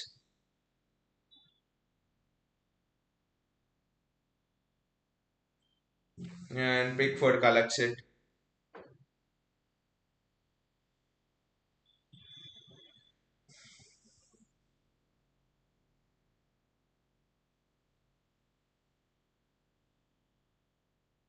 And I think it's Demari Gray who's gone down. Everton are happy with the point. Of course, anyone will be happy with the point. Onana has gone down actually. Of course, anyone coming to the Etihad will be happy with the point. Vinicius Pep no sub rule. And I'm scared when Pep is in that mode, no sub rule. But one chance, Vinay, one chance if we can create for Erling Haaland, just one chance. I think it is for games like these that we are bought on Erling Haaland. One chance to Erling Haaland, that's it. Look at how the Everton players are wasting time now. I understand it was just a freak of a goal from Demari Gray, but it was just an individual error. It's like Everton, to be fair, don't deserve anything from this game. They've created next to nothing. They've not done anything actually. Just that Rodri giving the ball away and Demari Gray with a curler. That's it. Vinay says this game had so many stoppages. Exactly, the rain, so many stoppages. The referee, I don't know, referee was just not allowing the game to go on freely.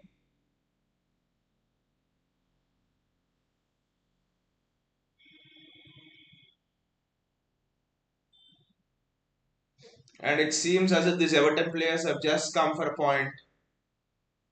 The ref also has been shite today. It's not allowed the game to go on freely, which was an instruction for Premier League refs the start of this season. Somehow let us score a goal and get out with 3 points.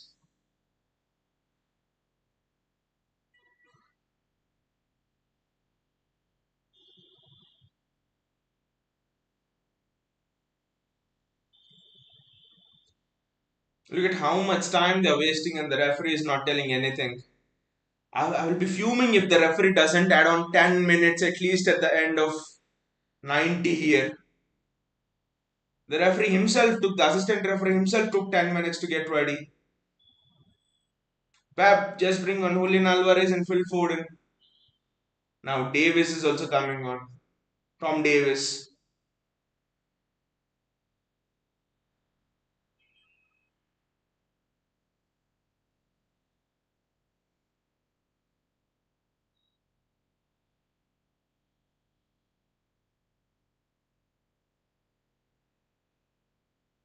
Nathan Ake. Rodri. Nathan Ake. That's a foul. Nathan Ake. Kevin De Bruyne. The referee is not giving any foul. This ref has actually been right shit. Now we'll give a foul. That was a clear foul on Kevin De Bruyne.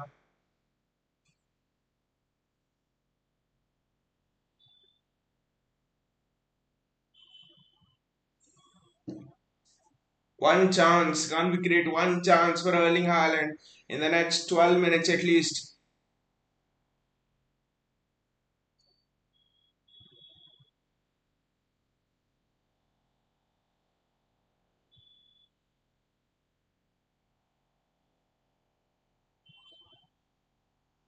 Kevin De Bruyne.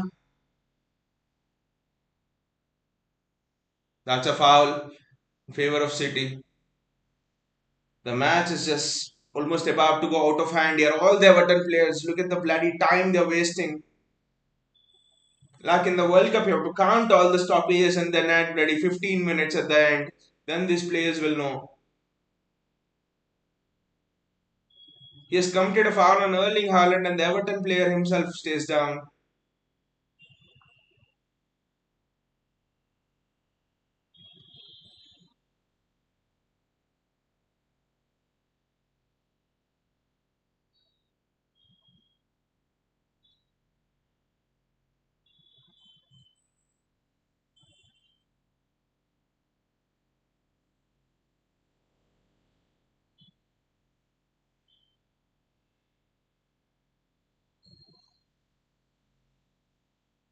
I don't know how many stoppages there will be in this match. So many stoppages.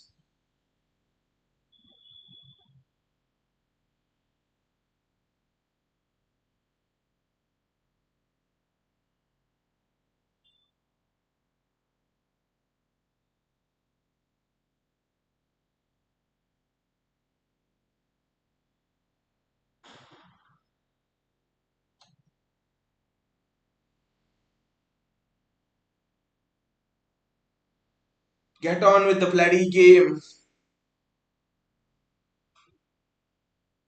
Ref, at least 10 minutes will be added on for sure.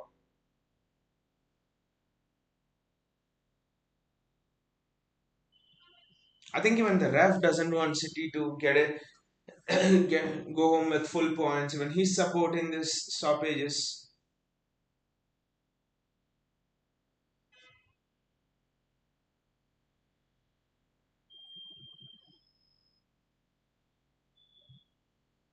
Kevin De Bruyne with the ball. Erling Haaland almost gets onto it. That was almost the perfect ball for Erling Haaland. But now Riyad Mahrez is there.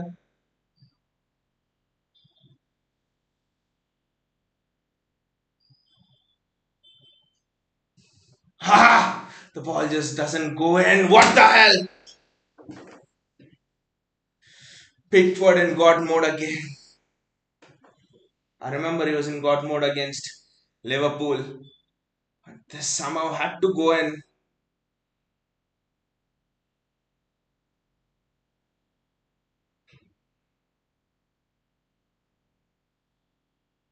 Corner now, corner.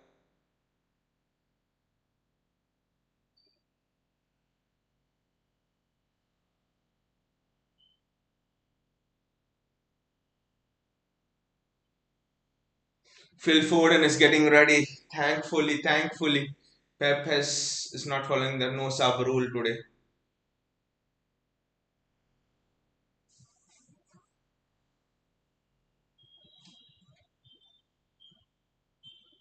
Kevin De Bruyne, Haaland gets the ball. Jack Grealish, just give it to Kevin De Bruyne.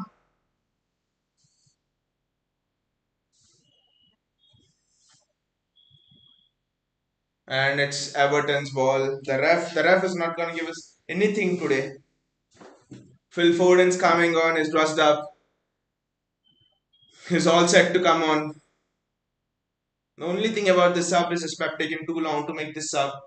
That's the only thing.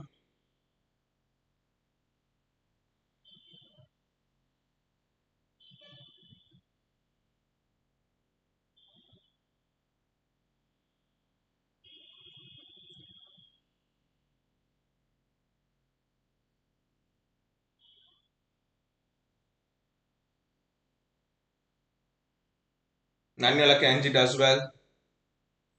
The only frustration here is that Everton did nothing and they scored a goal. That is the thing. It's just a speculative effort. That's it. Gundogan's coming on. Julian Alvarez is coming on. Pep is throwing his entire army of subs here. Wow. This will be interesting. Julian Alvarez playing here for the first time after the World Cup win. Riyad Mahrez.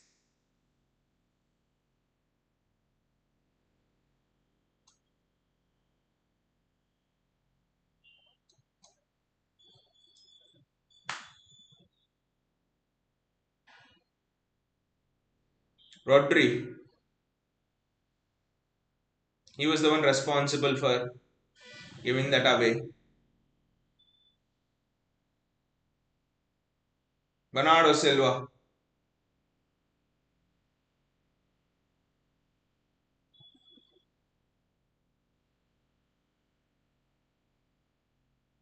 Ah, that ball was aimed for Erling Haaland, but it's very difficult for him to get onto it.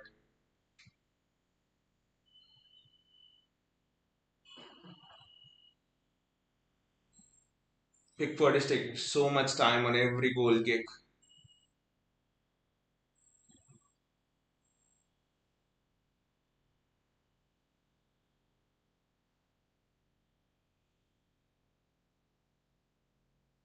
The ref is not going to give anything in our favor, so it's waste to even appeal for it.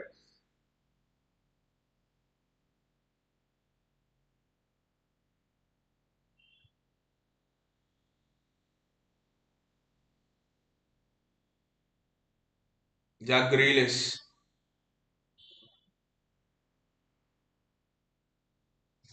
Everton bloody have built up, play very well, and it's Demari Gray again from that sort of a position.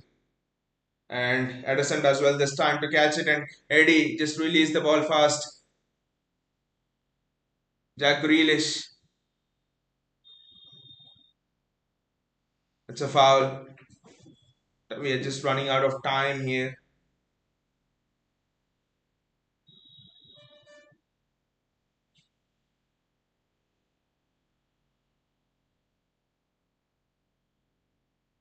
Gundogan's coming on. Jack Grealish is going off.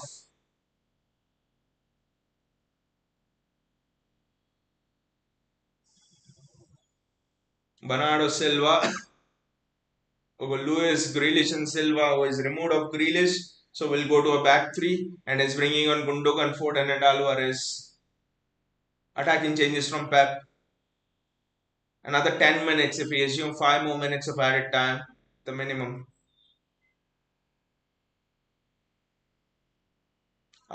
Just couldn't take it. On the outside.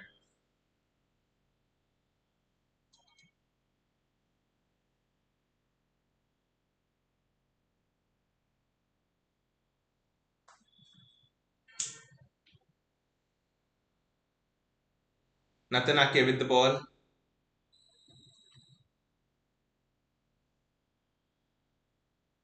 Manuel Akanji. Good switch. Fantastic switch. Phil Foden. He ignores Kevin De Bruyne on the outside and plays it back to Natanake.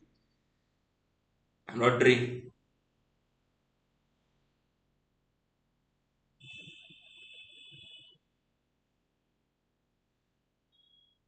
Gundogan. Riyad Mahrez.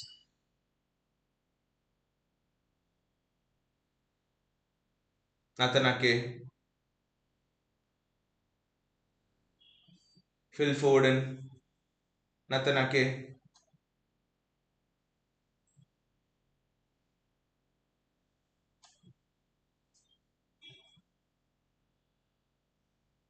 And it's Demari Gray running again and it's a free kick in City's favour. Just get on with the game fast.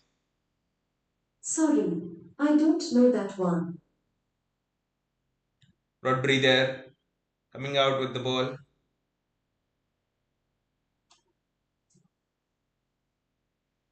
Manuel Akanji, John Stones,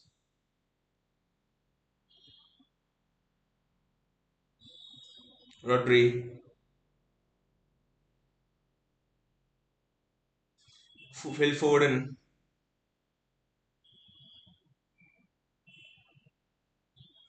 It's well defended by Everton. Phil Foden does well. Get the ball back. Rodri again is just having a. It's not having a good game and it's an Everton foul. Just that things are not going well for City. Started off well, went a goal up, and then Demari Gray scores that effort. Things are just not going well for City.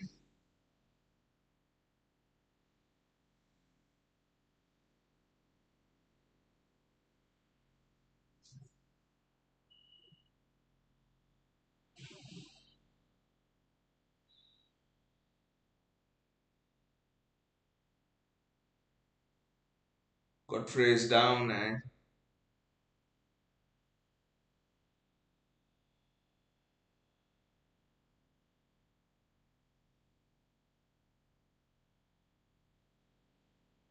so many stoppages, and I'm bloody sure it's just going to give 5 minutes of added time. 11 minutes of added time. Wow.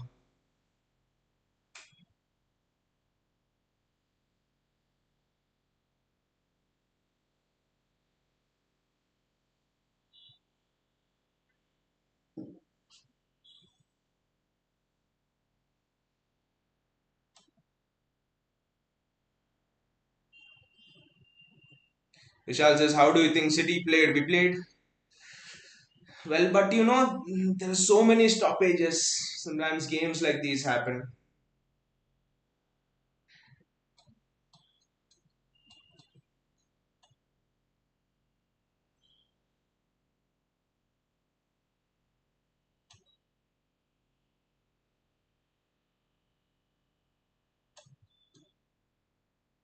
Godfrey going off, and it's Decore coming on. 11 minutes of added time. Wow. This is it, guys. We have to go for it now. One chance for Erling Haaland. Vishal says 7 points clear is a possibility. Thoughts? I think on April the 10th or something in 2011, United were 8 points clear of City. They still lost the league, and we are not even halfway done. So long season, tough, grueling season, and and also you have not been in a title race for roughly 15 years, right? So you will not know the intricacies of how title races go, and you'll be counting each point.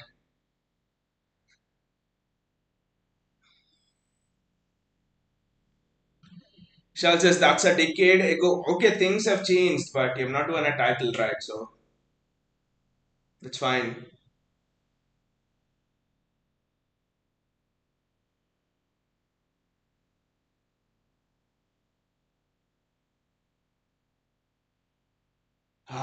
Everton throw, Everton throw.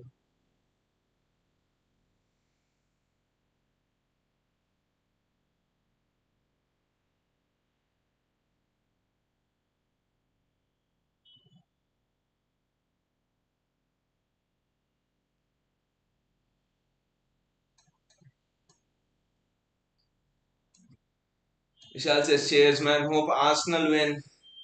And it has taken a coach that was prepared by City to get you into good position, Mikel Arteta. So, fine. Rodri there, he spreads the ball wide.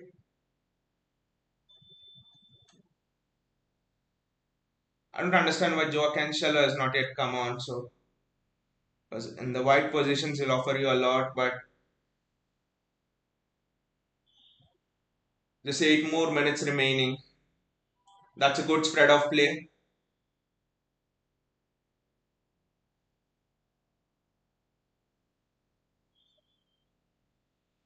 Ah,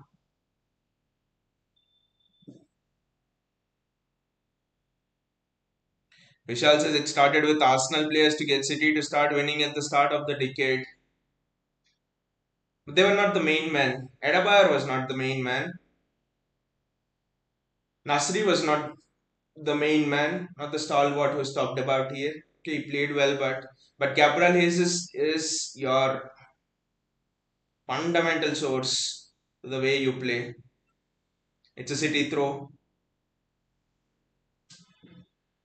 Nasri, Clichy, Sanya, they are not the fundamental breaks of why City won. Maybe a Clichy, but not Sanya and Nasri. That's a good punch away by Pickford, and it's a City corner. No, the referee gives a goal kick. Bloody ref. No, the referee gives a corner actually, and Phil Foden with the corner.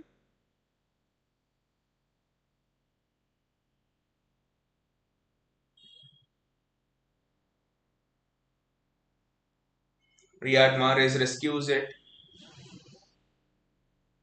Just focus, guys. Just build. Follow the fundamentals. That's all, and it's a throw in for City. Balls are coming in extremely fast now. Phil Foden, Ikai Gundogan, Manuela Kanji, Ikai Gundogan, Rodri, Riyad Mahrez.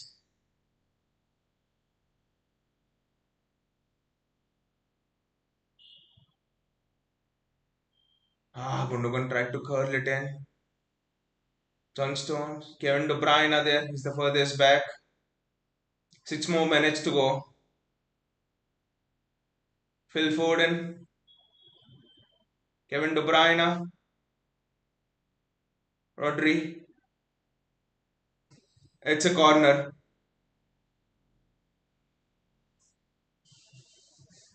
Mohan says Arsenal winning the league this year.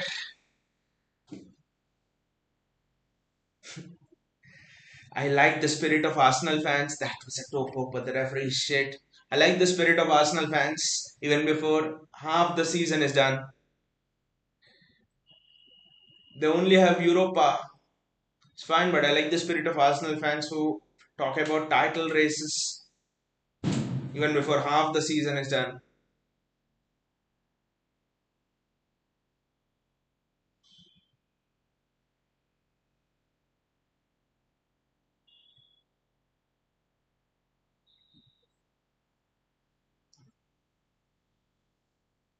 Give the ball, give the ball, give the ball.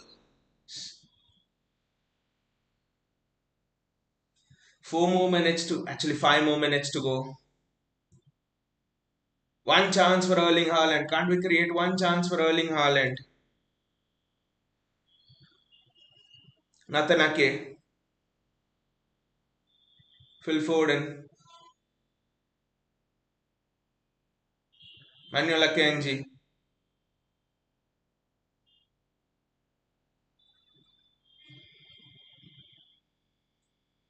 Ah, misplaced pass to an Everton player. That too, it is frustrating that it is happening at home, it is happening at the Etihad. Phil Foden gets in there. Ah, that was so close. Probably thought it would fall to Erling Haaland. Manuel Akanji. Come on, guys, 4 more minutes. Rodri.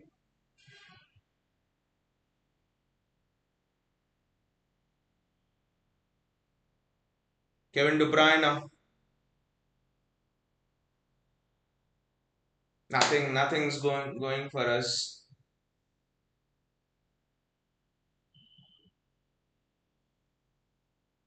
It's a City throw. Just get on with the game. The Everton player is slowly getting up now since the referee is not caring at all. Phil Foden, Ilkay Gundogan, Riyad Mahrez.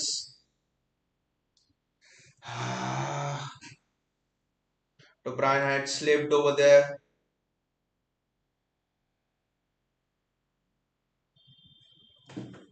And the referee, as usual, has given free kick in Everton's favour.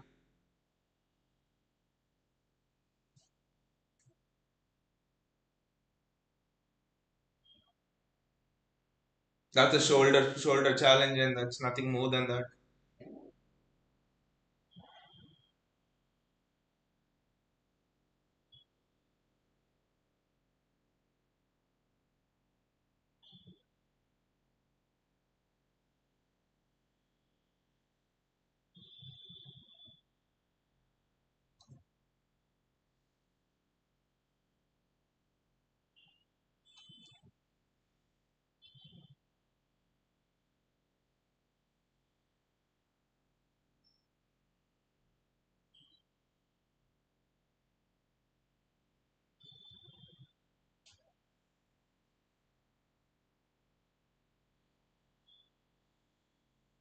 One last chance. Can we carve out a one last chance? That is the thing. Throw in for City. 2 more minutes to go. 1.5 minutes. That's it. Manuel Akanji, Ederson. This will be the last chance. This will be the last chance. Nathan Ake. No JSK. Pep used three subs. Alvarez, Gundogan and Foden. All three are in. Pep had made three subs.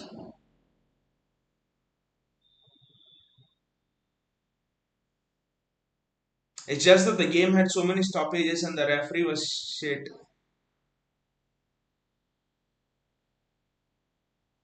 One last chance. One last chance.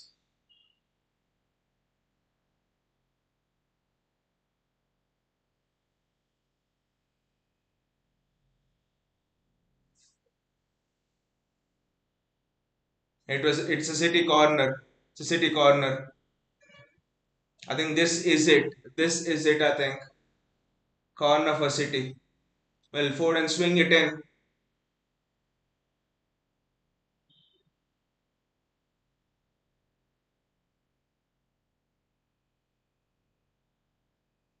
And it's City throw. Last few seconds. One last cross. That's a free kick for City. Yes, he bought it 88th minute. I know, but that is Pep. At least he bought on some subs. It's a free kick for City.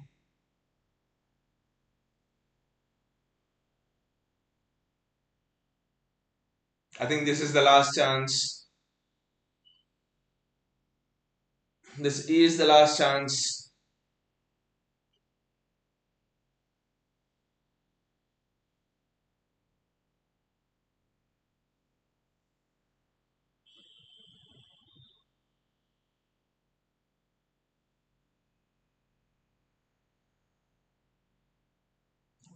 Kevin De Bruyne.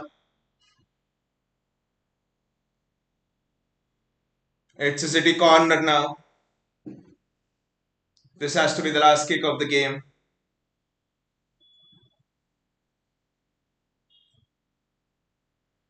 Has to be the last kick of the game.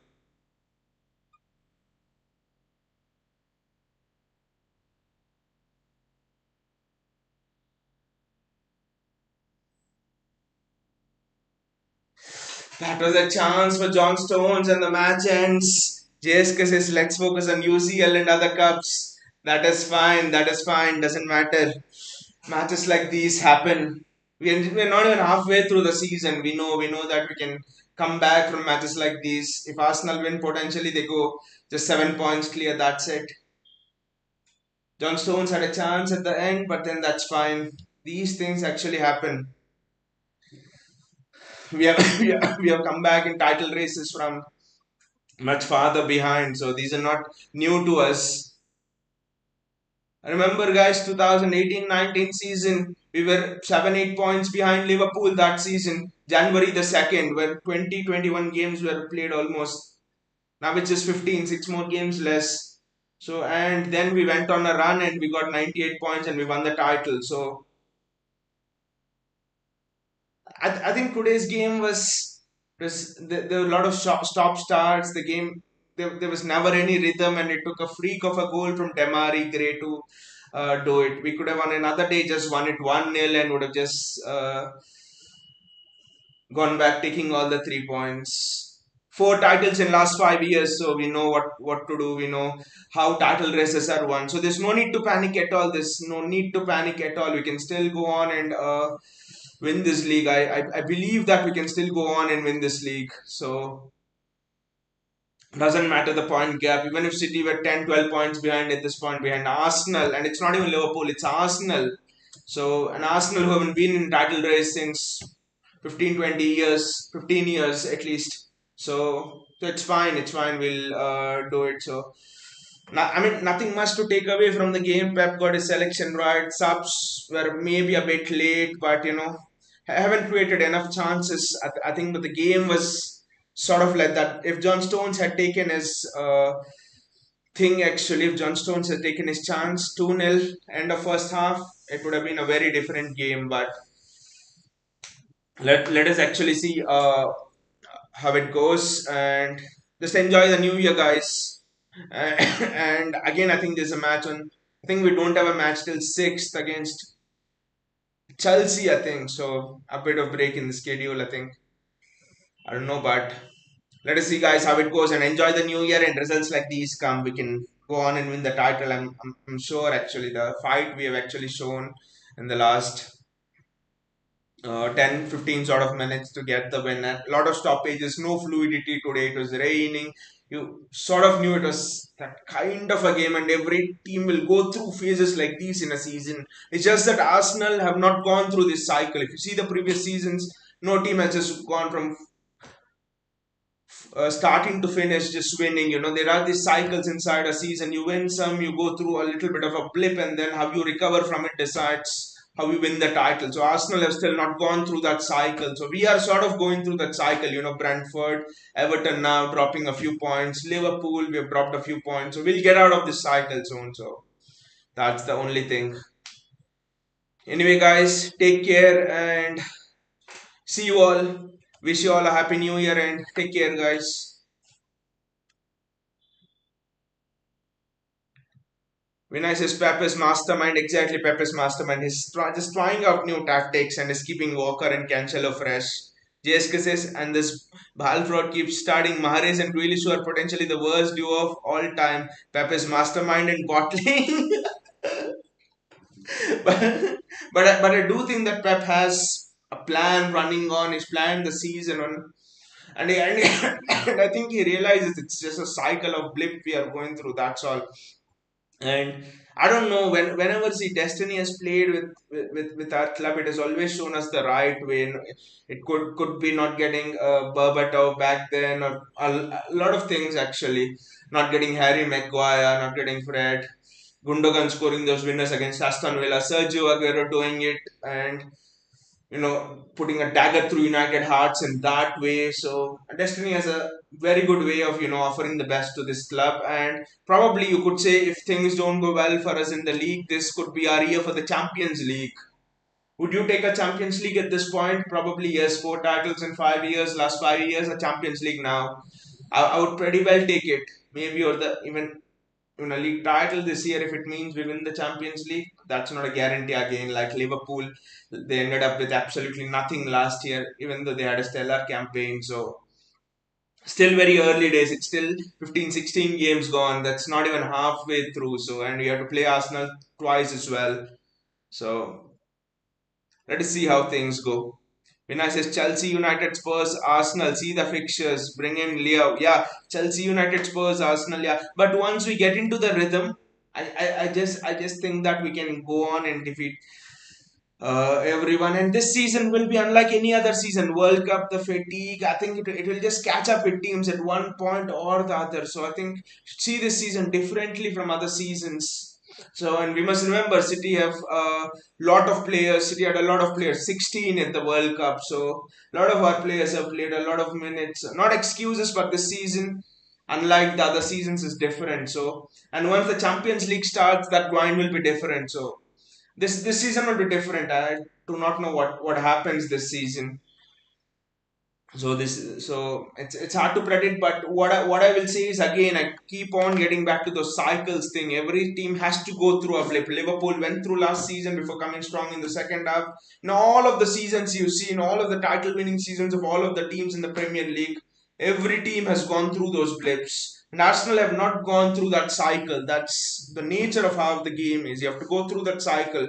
And when do Arsenal go through that cycle? That's the only thing we'll have to actually uh, look at. And it will be interesting if Pep brings in Leo in the winter transfer window and summer transfer window. Jude Bellingham probably, but he has tried something different with Rico Lewis and stuff. Otherwise, if he just plays a 4-3-3 thing without that Rico Lewis Rodri thing, we win this game. And it was a mistake by Rodri that cost us this game. It's not that Everton have been super good. It's not that Everton have created a ton of chances and they were absolutely fantastic. It's just that Rodri gave the ball away. Damari Gray, he slipped and then he got a freak of a shot away and it hit the top of the bar and it went in. So just not the day for us.